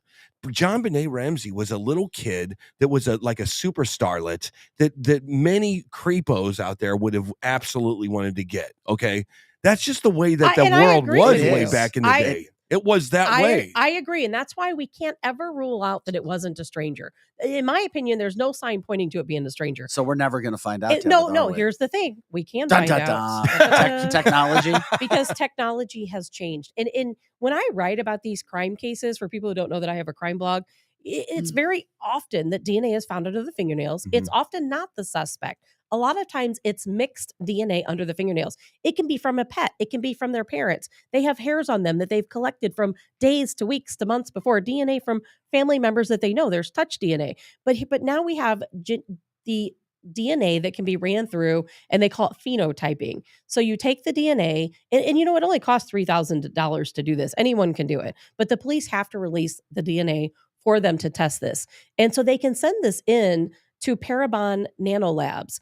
They send this DNA in, they do phenotyping. Yeah. They get they can see from mixed DNA. Yes. They can develop several different phenotypes of what everyone looks like. I mean, they can go down to your skin color, Really? whether or not you had freckles, what your hair color is, all of this stuff on DNA. The only thing they can't do is your hairstyle and your weight. So that gives the police a good idea of what a suspect may look like. Then they go to these genealogy websites like Ancestry, GED Match, and then they can go through and check the DNA against family trees, narrow it down to a couple people. But in this case, in the JonBenet case, the police will not release the DNA to Paranormal Nanolabs so that they can check this. And Megan also says a detective was there with John when he searched the basement 8 hours after the ransom note was found. Yeah, you guys are far more up on this stuff than I am. I'll tell you that. But it would be nice. nice. Just think of how long this has gone on. The police that were there were the family's friends. And I'm not saying that Patsy and John killed JonBenet. I'm not saying that. Did you follow it for years? Saying, Did you follow this case for years and years and years? I do. Isn't it amazing how fast they got that kid up in Idaho who killed the 4 college students with one little bit of DNA underneath a button? Things have. I was like, well, no, there was a license plate though, Eric. Well, if you're talking about the case in Idaho, that there was so much evidence in that case, it's unbelievable. But wasn't it just a little bit of DNA underneath the button? Well, that we know of so far, it was one spot of DNA on the sheath of the knife that he left. Correct. But more than anything, they caught him on camera in several different locations. They had his license plate. Police had been called out for an earlier incident, and you can actually see the guy drive by police while they're standing out there just a few minutes before the homicides. I mean, there was so much evidence against this guy besides that little tiny bit of DNA. And you have to remember, the police do not reveal everything they have. Exactly. There could be a lot more DNA. We just don't know yet. Interesting. But not another suspect. I absolutely do not believe there will be another suspect. I think it's just as important sometimes in life to prove that someone isn't the criminal so that you don't torture them for the next 25, 100%. Years. I can't stand that. I think innocent till proven guilty is just as much in the public sphere as it is in the criminal sphere. It is. I mean, and if there's allegations, if you're accused of doing something or somebody thinks you know, but you haven't told your full story, or you have that cloud over you, you're right. You get tortured. People will do that to people. We've seen that happen all the time. Yeah. Well, I think I could listen to Tabitha. We're never going to get a definitive answer on this JonBenet. I think we absolutely will. I think after everybody is dead and gone? No, I think that the police may have bungled the case in some ways. And I see a lot of these cases sometimes where they don't want to use the DNA with these Paranormal Nanolabs. I can't give you an answer as to why. What will be the thing? But I do think we will. What will be the thing that solves the case, Tabitha? Because you said DNA. You said, it is the DNA. I think they will eventually give that DNA. Don't you think they found all the DNA they can at this point? Yes, but the DNA is there. It needs to be analyzed by new technology. They need to send it in to Paranormal Nanolabs. Let CeCe Moore do her work. Let it go through these genealogy databases. I mean, there's no guarantee it'll solve the crime, but I think it'll give them a good idea. Okay. But there's a reason why they're not. The Delphi case in Delphi, Indiana, the police refused to send the DNA, from what I understand, into Paranormal Nanolabs. Why would they do that? Why would the police refuse to send the? I don't know. Does it have anything to do with prosecutors? Yes. And prosecutors going, oh, I want this. As Ty Dennis is sitting down. Are you allowed when we get him on? He would be the perfect person to ask Ty about these questions. Ty, you can nod yes or no. You're not on camera yet. Are we allowed? I would just don't. But your mic's on. Your mic's on, but we don't see you. He yet. knows where all the bodies are. Oh, now you're on camera. It's a great time. We welcome in our friend Ty Dennis with Clippers and Cops. Ty, happy Friday. Thanks for joining us, my friend. Second time in studio. Cancel this. That's one of the coolest shirts. It's getting bigger. I got merch, man. I got merch like I have a sponsor. we get our own merch going and all of that. And so I try to represent St. Louis. At anything I do, I have Atlantic versions of Nice. the jersey. I try to represent it all chances I get. Can we buy sponsorship on there? Can we put? Definitely. Yes, we got to do that. Come Or on. give me a patch. I need to cancel this patch on there. Yeah, I love it. I want to rep for you guys. I love it. The Clippers and Cops studio segment. That What would was be you guys awesome. talking about? I want to. The Well, that's- John here we go. Ramsey case. Oh, okay. Yeah, okay. and we'll talk about Clippers and Cops in a massive event that Ty has going on here to St. Louis area. Right. We wanted you to come in early, be one of us, come in and hang out, so we're not racing, rushing all the time. I knew you had to drop your kids off at Man, school. it's my daughter's 9th birthday today. Oh, so yeah. I Hey. had to make sure I get her some good Chick-fil-A breakfast and all that. Happy birthday, McKinley. Explain it, Tabitha. Explain it for Ty. John Benet Ramsey. I know what case. it is. And they just released some new information that DNA underneath her fingernails Mm. that had never been seen before allegedly does not match the family members or anybody closely associated in the first couple weeks of the case. And I was explaining to them that you can have mixed DNA under your fingernails that could be from many different sources, not necessarily just the suspect. And Correct. from our listeners and viewers, to give you an idea, we've got Ty here, Ty Dennis. But the thing to remember is that Ty was with the gang unit Right. in Atlanta. So you dealt with a lot of cases with DNA evidence. Well, not so, but I Okay. have dealt with DNA. I was working gangs. I usually dealt with violence. And so usually I'm dealing more so with phone records, Right. ballistics. I was also assigned to the ATF as a NIBIN Gotcha. agent, basically. Because And, it's not hand to person correct. crime. It's Mhm. more so Yeah. pop. Right. And we were talking about why in some cases, the John Benet case is an example. There's a case where 2 young girls were killed in Delphi, Indiana, where you know about this new DNA technology with phenotyping, Parabon nanolabs. It's solving crimes all across the country, So cold cases. It's funny that you say that because I have a friend that's working on a Jane Doe case Oh, from excellent. in the city from 1983. It's called the Jane Doe case, and it was about a young lady who was found in a vacant building. I know all about that case. decapitated. Absolute little And girl. so when he was a kid, his mom didn't let him go out and different stuff, and Mhm. so he's done a documentary about it.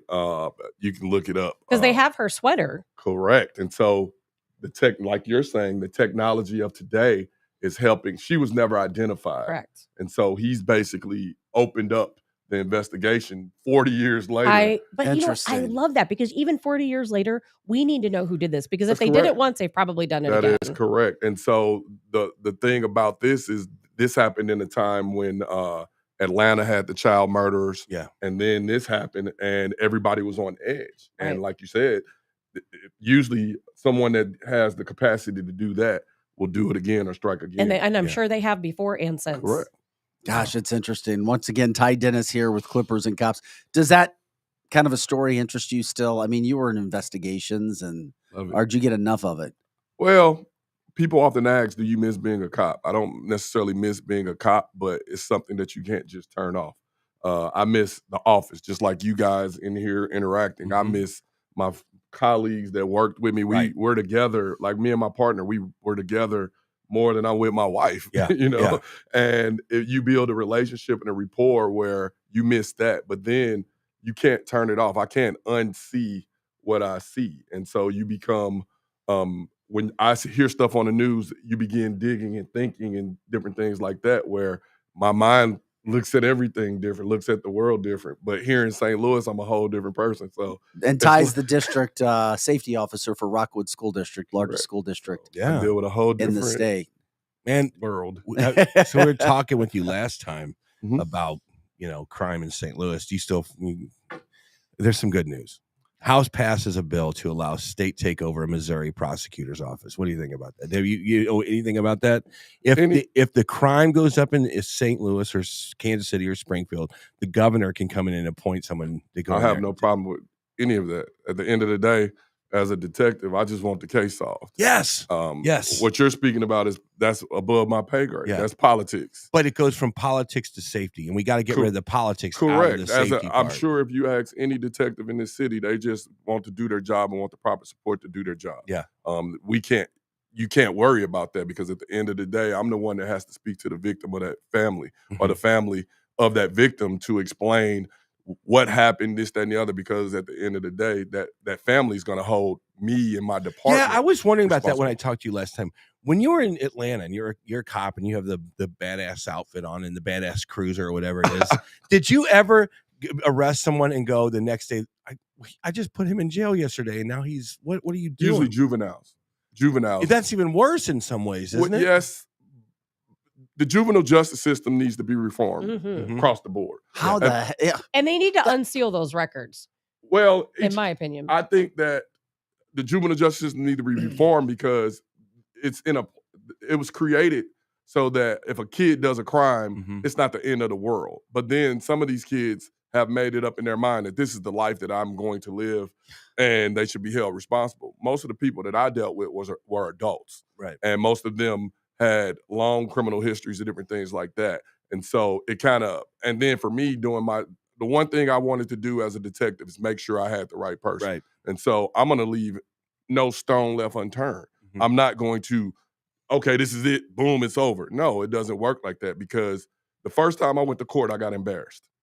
Really? What happened? What happened? When I was a rookie cop, I was driving the wagon. The wagon is what transports, like, if all three of you guys make arrests, I'm the wagon. Yeah. So you have a zone wagon. Yeah, so it's like Uber for cops. Correct, basically, for the people in custody. It's exactly It's actually- that. And so while I'm driving around, a sergeant working a part-time job had a guy swiping a stolen credit card and took off running. And so at 25, I was much smaller. Yeah. I ran and called him. 440. Yeah, right. I called him. And when I called him, she was like, hey, we used to do paper reports. She was like, if you do the arrest ticket, I'll do the report. Yeah. So I'm like, all right, bet. It's a free arrest, Yeah. When I go to preliminary, never been to court, I walk in and I see this public defender, and she was pretty. Yeah. And she winked at me. And I'm like, oh, hey, how are you? And so then when I get on the stand, she ate me alive. Oh, she set you up. She set me up, right? And so when I walked out of court, I wonder where she learned that. when I walked out of court, this older black lady tapped me with a folder on my knee, and she said, good job, brother, way to get them off. And at that point, she created a monster in me, because I said I will never feel like that. And anytime I come to court, I'm gonna be well prepared. And ever since then, I take it seriously. And I saw the public defender later that day getting in her car, and I'm on duty, me and my partner. I'm like, stop the car. Yeah. And I'm like, why did you do me like that? She said, you fell for the oldest trick in the book. It spelled rookie all over your face. Welcome to the club. Exactly. I did my time. So I learned from it. So I just don't know how you overhaul the juvenile system, man. It almost seems as if we're so far down the road. I don't. Where would you start? Well, because we see, and I can say this when you look at the stats, at least 50% of the crime that I see happening in St. Louis, or it was when I was working news, are 18 and younger. Correct. But I think a case-by-case basis has to be, each kid is different. Like, each kid is affected by getting arrested differently. But if it's not working, why are we doing the same thing? I agree. Yeah. I'm all for the a la carte situation. Dude, do you remember the old days? I don't remember if it was my high school or someone else, but they would take you to the jail. Remember when your parents would take you scared straight? That was it. They'd take you to the jail. They'd sit your ass in the jail, shut the door, and basically say, I'll be right back. And they wouldn't come back. Whoever took me there left me there for like a half an hour. Right. And they go, here's the deal. You break into something, you're here. You do drugs, you're here. Make your decision. You do whatever you want. And from that point forward, I was afraid to see any officer. If I was going 2 miles over the speed limit, I was afraid. But it stuck with me forever. But that's because you're a white guy. It's because I'm a coward. But that's funny that you say that, because with Clippers and Cops, we do campus invasion. And what we do is we go into the schools and actually talk about some of this stuff. Yeah. Decision making, goal setting, do's and don'ts on traffic stop, drug addiction, gang violence, youth violence, all these different things. We talk about prison. Like, we tell kids don't go to prison, but just like you said, what does that look like? Some of them need to see that to be able to say, oh, I don't want to come back to that. Do you guys ever take it? I don't mean to gross you out or anything. Go ahead. But if there's a 17-year-old kid there that's in a armed crime in Festus or Arnold, and then they drive back to wherever their gang is, Do you ever catch them and say, "This is the picture of a gang member that was shot in the head," without blurring out the face? So in the presentation, we have all of, like, for me, gangs and prison go hand in hand. Okay. And you get to get in the files of what truly happens in some prisons. Yeah. And nobody's built for it. You Right. got me? Yeah. But some guys are become desensitized to their surroundings, and then they become bullies of that prison. Or they know I'm gonna be here for a while, and they make do with what they have. Right. And it's one of those things where these kids need to see that. Yeah. I had a gang member that got 65 years. And when he got to prison, it's just like me saying I'm in a fraternity, and then you say, "Oh, what year did you pledge?" Yeah. They start asking him questions, and he couldn't answer it. They literally laid him down and carved his tattoos off, took the contraband cell phone, and sent the pictures to his mom. Wow. And we show that because I'm not glorifying that. Yeah. I'm showing you that to say this is no place for you, anybody. Right. You know, and some of these kids need to see that. If all your friends are tours, say that again. Would you be for tours of kids going through prisons? Absolutely. Personally, Scared straight. Yes, That doesn't really help. Well, in some instances, everybody's different. Some kids will see it and say That was a question from our chat line. Some kids are affected differently by what they see. But if everybody that you know is in prison, you might think that that's where I'm supposed to go. And No. But so I love what you just said there. Here's the prison. This is where it's like the choice of heaven and hell to me.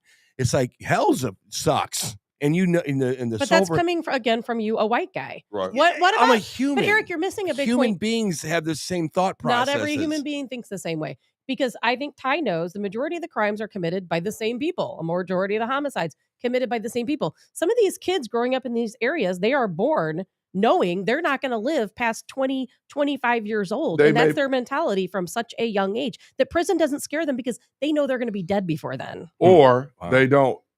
A gang member told me this. If you change someone, people, places, and things, you can change. That's the only way you can change their life.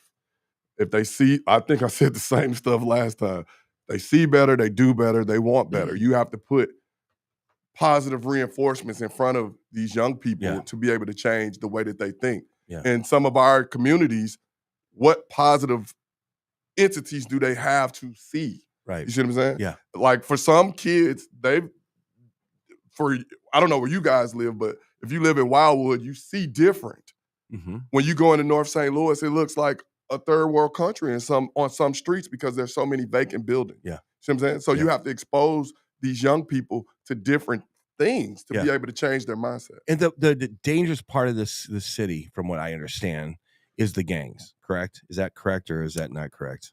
It could be, sure. I mean, you could have retail crime also that's not gang related. Right. Yeah, but there's different parts of the city too, Eric. There's different aspects, different atmospheres, different environments in different parts of the city. And homicides in the city of St. Louis, I can't speak for all other cities. In the city of St. Louis, the majority of homicides are gang, drug-related crimes. I'm tired of talking about homicides because you know what? Some lady that wants to just go down to Del Mar, gets her car smashed into, to me, it's not as important. It's not a victimless crime. But it happens in more than just St. Louis City. It's happening all over the area. Car break-ins, I think we talked about it the last time, is one of the biggest crimes in the country. Yeah. Because it's so simple. Yeah. Every one of us, right now, somebody could be in the parking lot breaking in our car. Right. At the end of the day, the goal is to try to get these kids involved in things where they're too occupied to want to participate in things like that. Yeah. We can put all the gun laws in place that we want.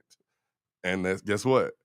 If they break in a car, it does no good. There's like 40,000 gun laws. Well, gun laws only affect those abiding by the law. It's just like a gated community. Yeah. The gate only keeps out those who abide by the gates. There's a ladder right over there. Yeah, if I'm a criminal, I'm just going to wait till one of y'all go in and I'm going to follow you in. Yeah. But Ty, how do we get to kids before the gangs do? Because I feel like you have to start so young because we see 10-year-olds carjacking people and we see parents carjacking with their kids, which is even crazier. It doesn't happen often, but it happens. How do we get to kids before it's too late? Pour into them early. Yes. Like I keep saying, 2008, when the housing market crashed, one of the first things they did away with was what? After school programs. Mm-hmm. If you go by, we can drive to the city anytime after school, and you're not going to see too many kids on too many ball fields. Right. Because now sports is so expensive. Mhm. AU, basketball, football, Right. all of that stuff is expensive.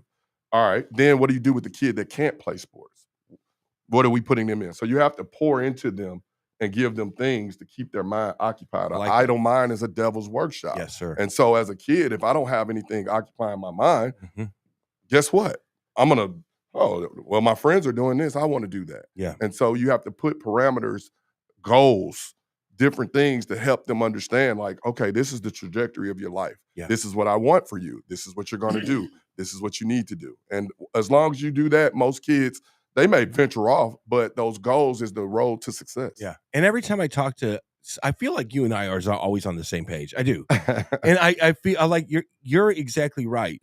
My first thing is you just, the acute nature of crime is cops, prosecution, prison, right?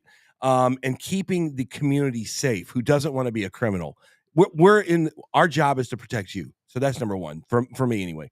But then it transitions to what you're saying. And it's like, look, these kids need a after school program. They need a great school program. They need a great maybe church that they can go to. Right. They need everything. So it's like, I always feel like a certain mindset, my mindset and your mindset can come together and live in the same space very gracefully. Well, what you're basically saying is, and what I'm saying is, you can't arrest your way out of these problems. But you can start with For the those that need to be arrested. Correct. Yes. But for some people that get arrested, guess what? When they get paroled, they got to come right back into society. Yeah. And then that's when your situation would take over. Well, I want to get to them before that because I don't want them to even come across my desk. Yep. Because prison isn't reforming. Right. If you or I go to prison tomorrow, we're going to do what we need to do to survive in that environment. Yeah. And then once they're implemented back into the world, the free world, guess what?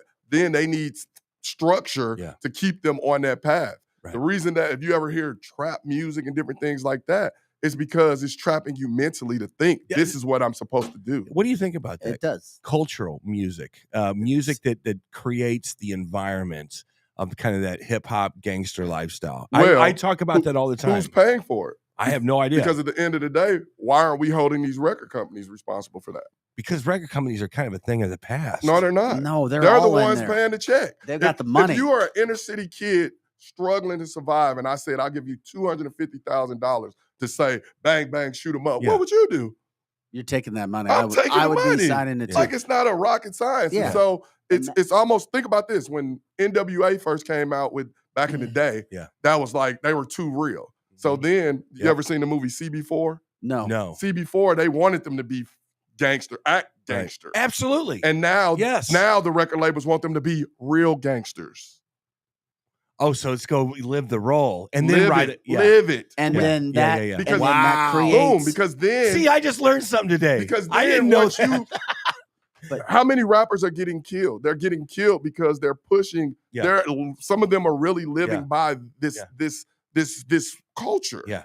And the record labels don't care because they, even when they die, I still got it right to their masters. You know what? You make a great point. Gotta bring I feel like Tupac and Biggie started that whole thing. No. You don't, come on. They didn't just start it. For years and years, it was started. That was part of it. It started before. I don't know, man. The Sugar Hill Gang wasn't killing people back in the day, Sugar man. Hill Gang wasn't talking about that type of thing. Now, when you have A&Rs coming to these communities, the grimier, the better. It's almost like I agree with that. You're totally. But if you go to a rap concert, you can go to Westport. Any rap performance that comes, the predominantly people that are listening to it are white children. Yep. But see, that proves my point. It's not racial, it's cultural. It's cultural. White children listen to rap music for entertainment. Black children listen to rap music as almost like a guide. Okay. No, they do. My son's one of them, my freshman son. He is. He knows every single rapper. I had him looking for T-Dubbo, who's coming in Tuesday to find out if he could find out who this T-Dubbo guy is. Have you ever heard of T-Dubbo? I haven't. Okay, he'll be in studio on Tuesday to inform us about why police are a problem. I don't know. We'll wait and see. I like Coolio. I haven't killed anyone. Oh my God. Hey, but this is a perfect spot to bring in what you're trying to do with Clippers and Cops and the event that's coming up on the 16th. So I've been doing Clippers and Cops since 2018. I've been mentoring and volunteering since 2005. Started Clippers and Cops in Atlanta when I was an Atlanta police officer, where we go into the barbershop to engage in open dialogue with the community, just like we're doing, talking about issues, different things that people want to talk to. A lot of people don't know a cop to engage in conversation to get insight. Everything that we just talked about here, this is conversation. Conversation is education and it's empathy. Yeah. The goal is to empathize. I don't know what you've been through. You don't know what I've been through. But if we can engage, I can get an idea. And so when we started doing this in the barbershop, it took off. And so we've been doing it every month pretty much since COVID happened. We started doing it on Zoom. We went from not only cities to states to different countries, different continents. We did a call in Greece with the U.S. Embassy. So it's one of those things where it's picked off. But since I've been here, I don't do anything. I go to work, I coach, and I go home. And then I got to thinking about that. I'm like, I'm from here. Why don't I pour into my own city that I came from? Yes. And so the barbershop that I go to, he's like, hey, I keep seeing you going to Atlanta. Why don't you come to my shop and do it? Yeah. And I said, you want to know what? That's exactly what we're going to do. So within an hour, I was able to get St. Louis Police Ethical Society to partner with us. I also got Target partnering with us to do a hiring vendor at the event. I'm trying to get food trucks to post up because it's going to be dinner time so that people can, the barbershop is kind of small and it's probably going to pack out. Is it just one? It's just one. You could put that logo on every single barbershop in the city of St. Louis. Well, St. eventually, Charles, hopefully Fenton. we can, the whole goal is to create something. It's such negativity always. Let's do something positive. Let's, in Atlanta, at Clippers and Cops, we have doctors, lawyers, convicts, children, all in the same room engaged in positive conversation. Yeah. What you find out is you might have a nonprofit, you might have a nonprofit, you have a nonprofit, and we're all working by ourselves. Why don't we team up to work together? Because it's the betterment of the community. And so the whole thing that I'm trying to do is just, y'all know me, I'm positive. At anything I do, I try to put God first and be positive.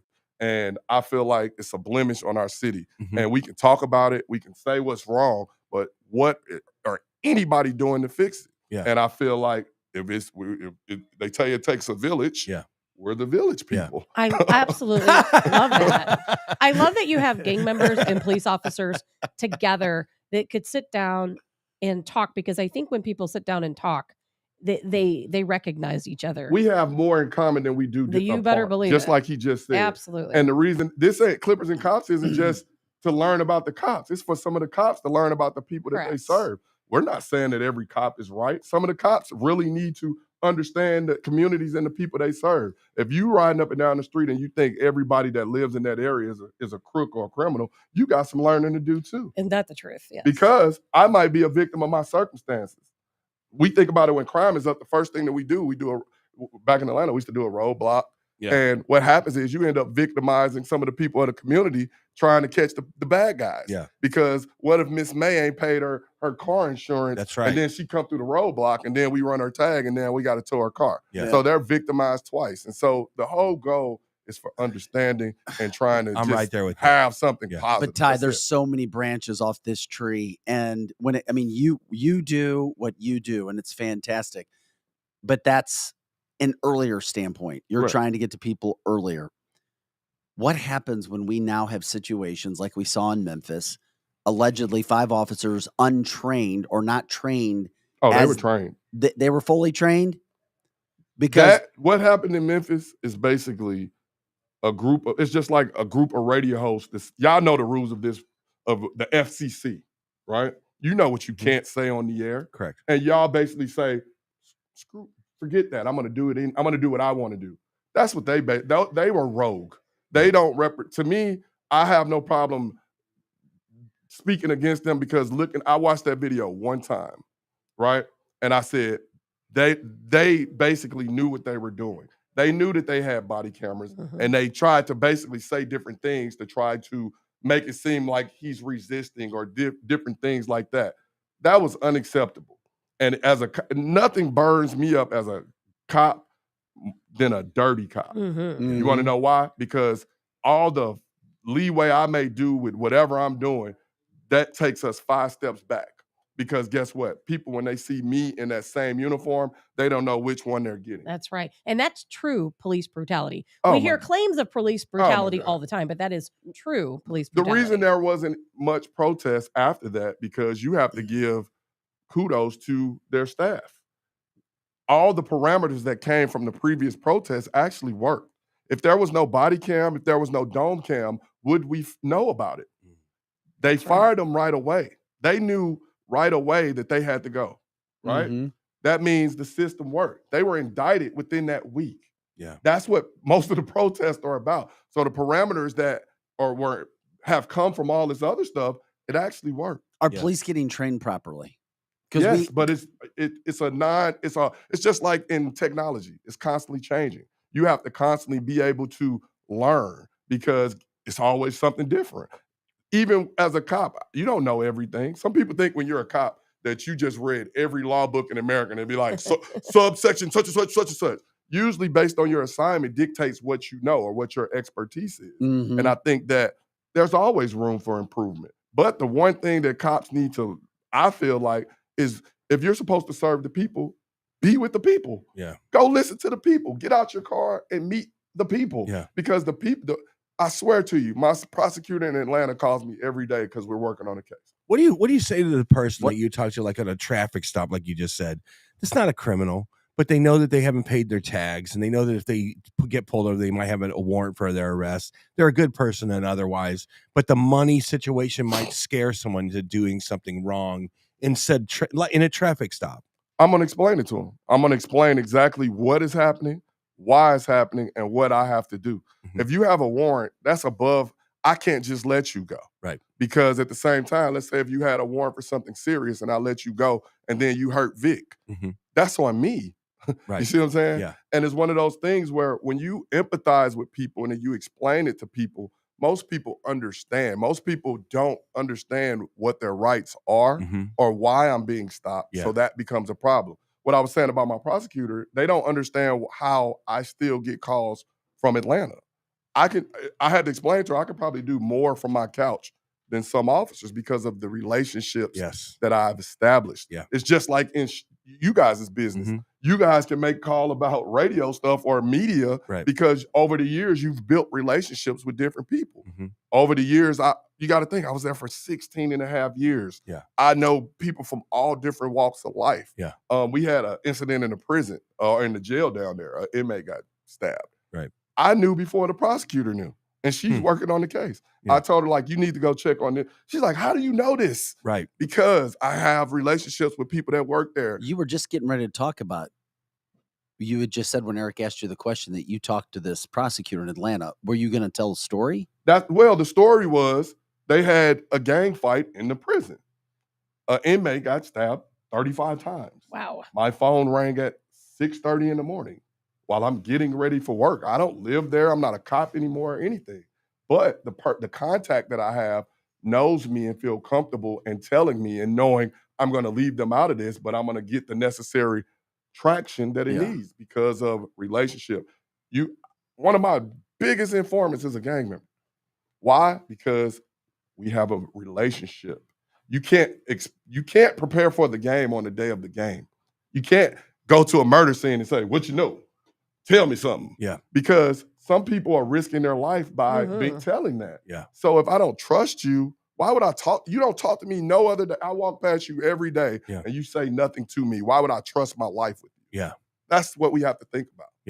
How is Rockwood doing? How the Can't kid? talk about that. You know No, we that. don't You know. say that every time. Well, you tried I'm just, you know every what? time. You here's the tried deal. every. I am Can seasoned. you talk in hypotheticals Nope. of others? That's his Nope. current job. That is how I pay my bills. I will not speak on any of that Exactly. at all. Hey, That's like me speaking- talking about movies. You know, speaking about You paying, try it every time too, don't I'm you? gonna sneak it in one of these. he times, does. man. Speaking of paying bills too, are you looking for sponsors? Are you looking for people to try to Always. do what you're doing, to grow it? Do you have a dream of doing more? My dream with Clippers and Cops is doing a full-blown tour. My goal for Clippers and Cops pretty much is to be in every city in America doing this. If we're talking about police reform, we're talking about how to fix things, it's got to start with conversation. If you go to marital counseling, you're going to basically to somebody to communicate. And Mhm. we're basically going to the barbershop to communicate with the community. And it's to learn from each other, not just the cops telling you, you do this, you need to do this, so I don't shoot you. No, it's not what it is. You need to, some of the officers need to hear the horror stories from some of the people. And the goal is to go from city to city doing this, like showing people that there's another way that we can do this. We can't, the problem with that I don't like is we're constantly talking about the negative.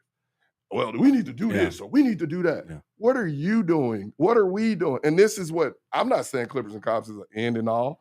I'm just saying this is what I decided to do and me and my friends decided to do to try to put our own 2 cents to try to make it better. Always looking for corporate sponsorship, whoever want to help. Even with what we're doing the other day, I had a guy with a gaming truck. And I'm like, oh, that'll be, because at the barbershop, it's 2 big parking lots. Yeah. I'm like, you can set up a gaming, we can set up food trucks. For the people that can't make it in, they can go eat, talk, because it's conversation. And the guy was like, well, I need $1,000. And I'm like, I don't have $1,000 to give you. This is for the community. Yeah. And so that's the part that it hurts me because people don't look at the bigger picture. It's not all about money. For a community, it's about people. Yes. You know what I'm saying? Yeah. When we go to the church and you're next to somebody, I don't care who you, well, in black church, I don't know how everywhere go, but you usually hold hands with people, hugging on people that you don't even know because it's about community, it's about God. And it's the same thing. Only way we can change things is start doing something different. We can't keep doing the same stuff expecting a different result. And we all have to do our part. You know, That's it. I find, especially now, I used to live in the city, now I live in the county. It's so easy to look the other way. It's easier to look the other way than it is to help. We all want to sit around and complain, and worry about crime, yet none of us actually do anything. The simplest thing of grabbing a group of kids. Oh, let me tell you the story about a kid, matter of fact. We go to a high school in Atlanta during the campus invasion. When I meet this kid, I'll let y'all hear it after the show. His voice, he sounds like James Earl Jones. He's 17 years old. He's like, hey, how you doing? I'm like, oh my God. I said, dude, you need to be doing voiceover. He said, what's that? Yeah. I'm like, you know, like Lion King, the voices for the animals? Yeah. He was like, I said, what are you trying to do for college? I wasn't planning on going to college. Within that visit, my buddy does media in Atlanta, put him in touch with him, brought him in the studio. I'm going to play the voiceover, the voice memo. He's not even trying, and he sounds like a professor. He did the Arby's, we are the meat. He did that. Oh, I remember that. Practicing. Yeah. I do. And he Wait, sounds, what? You know the guy I'm that going was to play it for you, and I Wow. swear to you, y'all mouth are going to drop. And he's not even trying. I remember that. Is He that didn't him? do that. No, that's not him. I was Oh. about I'm to say, saying damn. we are trying to help him Yeah. get that. And what the moral of that story is, find one kid that you can find Mhm. and pour into them. Yeah. Even not your own kid, a random kid you may meet. What are your plans for the future? It ain't even that you got to be there. It could be a phone call that you can make for that kid to change their whole life. And if you change that kid's life, you could change his family's life. How are the churches doing in the community? Are they reaching out to these kids? Are they doing a good job, you think? Or are they just passive and they stand by? They don't. I don't do much? know. I would love to know the answer. I to that don't. question. You would have to ask somebody within the Eric. church. I go to church and I get my own spiritual uplifting with my family. Eric, all but I don't know. stats, and all polls show it's the parents With every that are the responsible ones when it comes to a child's spiritual upbringing. every It is up to the parents. And kids look at number one, kids look at their parents, first of all. Then number two, it's up to the parents to make sure they're going and learning and understand, like anything in life. It's the parents. The churches have to be open and be there and be receptive. It's just what's the safety net though? Because a lot of the times the parents are not If available. you They're think not about around. this, if you were a Exactly. parent That's and the you indirect part. were of never it. taught a certain way or something, you've been through trauma or whatever yourself. Mhm. Usually you pass it out, just like most people parent who was an alcoholic. Sometimes you turn out to be an alcoholic. That's where the gangs step in. And so it has to be some type of safety net within. But the church isn't the safety net because kids aren't going to go to church if their parents are telling them to go to church. That's just a fact. It's got to be more. I feel like it should. It's got to be other programs. Yeah, other things in place. That's Clippers all. and cops. I can't say the word, but I'm gonna try. Guys, that's what I You're doing say. a phenomenal job. That's what I say. Clippers and I cops. invite y'all to come. I want y'all to come, even if y'all don't come for 5, When? 10 Give minutes. everybody the information again right It's now. the 16th at Faded Barbershop off 2709 Marcus. Avenue in the city. What time? 6 to 8. You can come earlier so that you can engage in whatever food trucks show up and engage. And I just want you to feel, you don't even have to come to talk. I want you to come feel the energy in the room.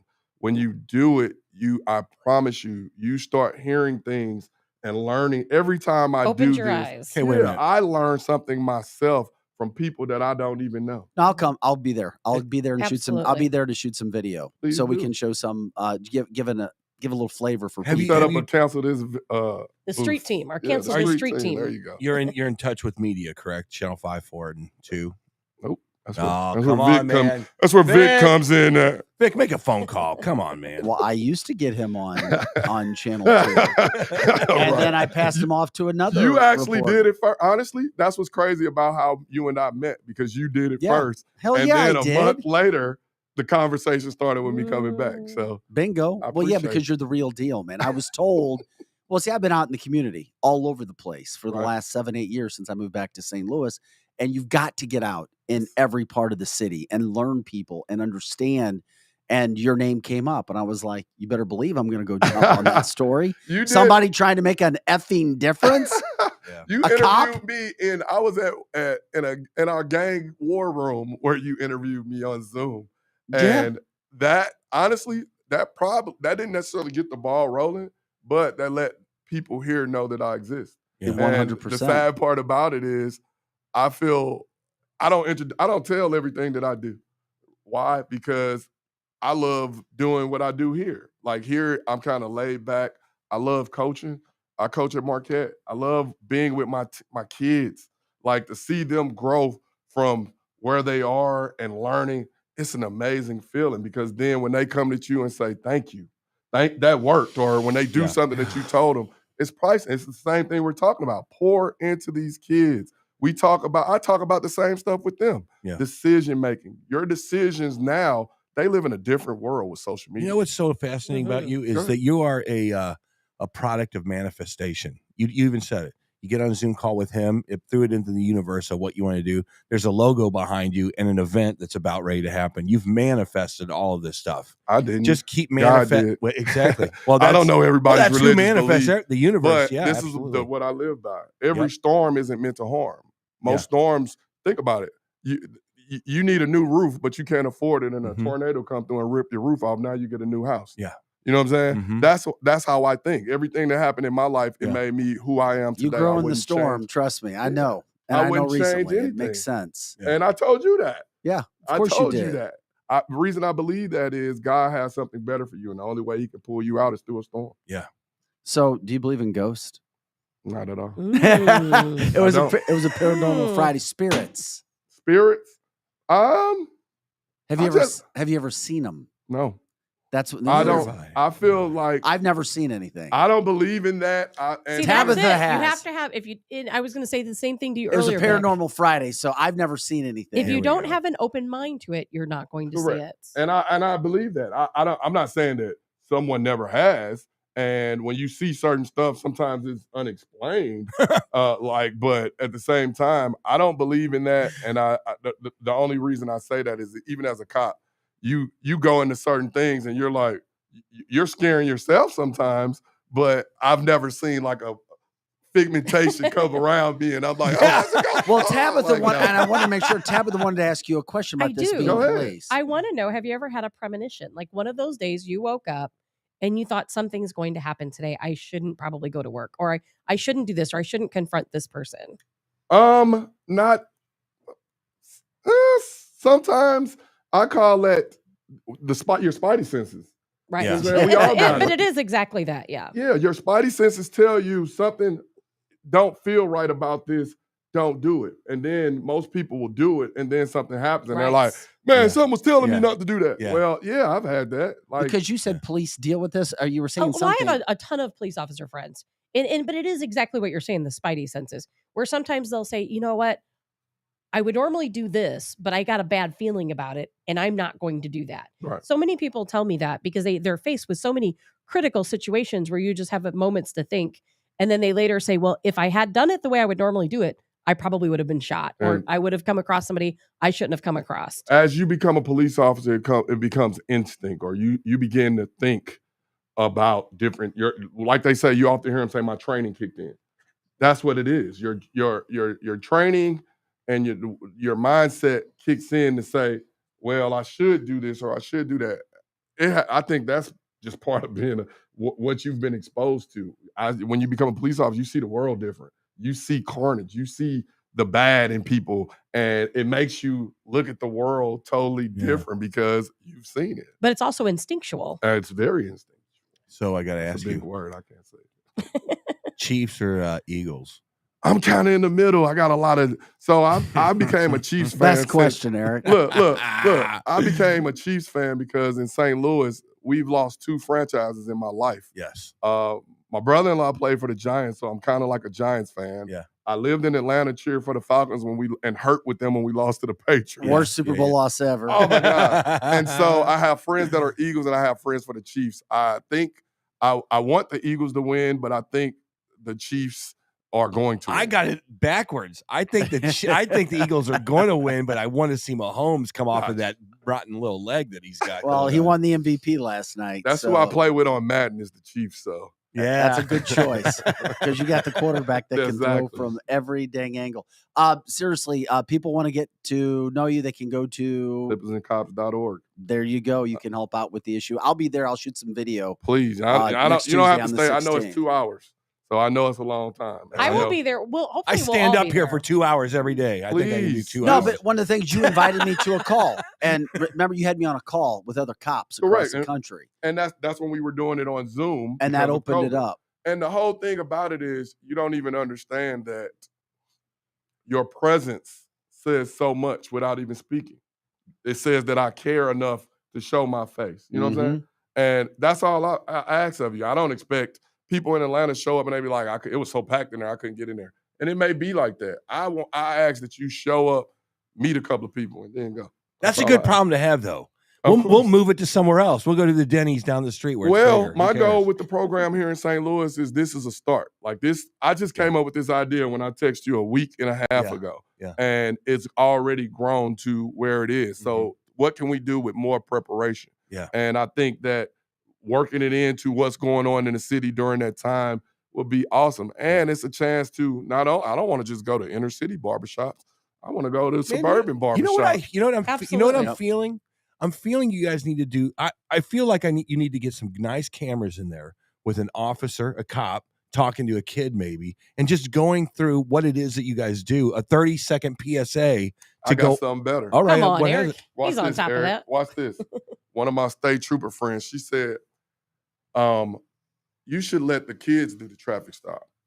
Oh. And let them show you what they think how it's supposed to go. Okay. Oh my God. And then get that on film. Get that on film. And the reason that is because that's an opportunity not only for the officer to learn, my God, but to show them, this is our training and this is the law.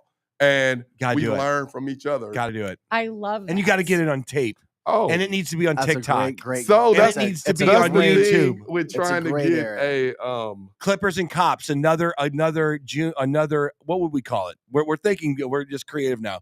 But another adolescent pulling over an officer. You have your officer gear on. Give him the keys to the cruiser. Let him pull your ass over, and let's go and see what that would look like. And put it on TikTok. I love this. Love TikTok. Boom. Hey, Ty, thanks for coming in today, man. You Appreciate spent a lot of time with us. We'll catch up next week. Clippersandcops.org, clippersandcops.org. Ty Dennis, our friend, actually out there trying to make a difference, putting his time there. Right. And next time, maybe we won't ask you a question about being the district safety officer at Rockwood. You can ask me, but I'm not going to answer it. But that's what people know. This ain't my first time in front of a mic. I know, but every time did I almost slip that thing through? I think you asked me that the last time. Somebody on the chat. It's fascinating. I'm not going to answer that because. Do you have? Okay, can I ask you this? What? Do they have any kitty litter in any of the bathrooms over there at Rockwood? What? Exactly. Never mind. Exactly. I'll tell you He's off the talking air. about furries. Oh, Yeah. Hey, this is Cancel This. Thanks to Ty Dennis. Thanks to George Noory, who joined us as well this morning from Los Angeles. We appreciate him jumping in for that paranormal part of the Friday, what he's doing on his radio show, Coast to Coast Nationwide. Scotty Gherkin, you got to get better, my man. We hope you're going to be better and ready to rock and roll Saturday night when I come see you. Don't be a puss. Eric, it's punk rock, man. Come on. Eric Johnson, Platinum Rock Legends at Ameristar Saturday. You got anything to say, buddy? Yeah, he does. Huh? Yeah. He's so sick, poor thing. Just don't get close to the stage. Eric Johnson, Tab the Hassle. I'm Vic Faust. Cancel This. Thanks, guys, for listening. We'll see you Monday when we have the president of the Ethical Society Police in studio. Really? Who? Oh, you know who it is. Donnie? You got it. That's who I'm wondering. That's my buddy. Donnie's going to be here Monday. We're You can talking come in about. with him. Come on, Ty. We're connected, dude. What's up? So me and Donnie taking implicit bias. Well, Donnie's going to be here. We're going to be talking about a possible state takeover Monday. Yeah, you stay out of it. We'll take care of all this for you, man. Don't worry. Thanks, about man. We got to get out of here. All right. CancelThisShow.com. CancelThisShow.com. Continue to share the show. Have an awesome weekend. See you Monday. Go Chiefs! Chiefs!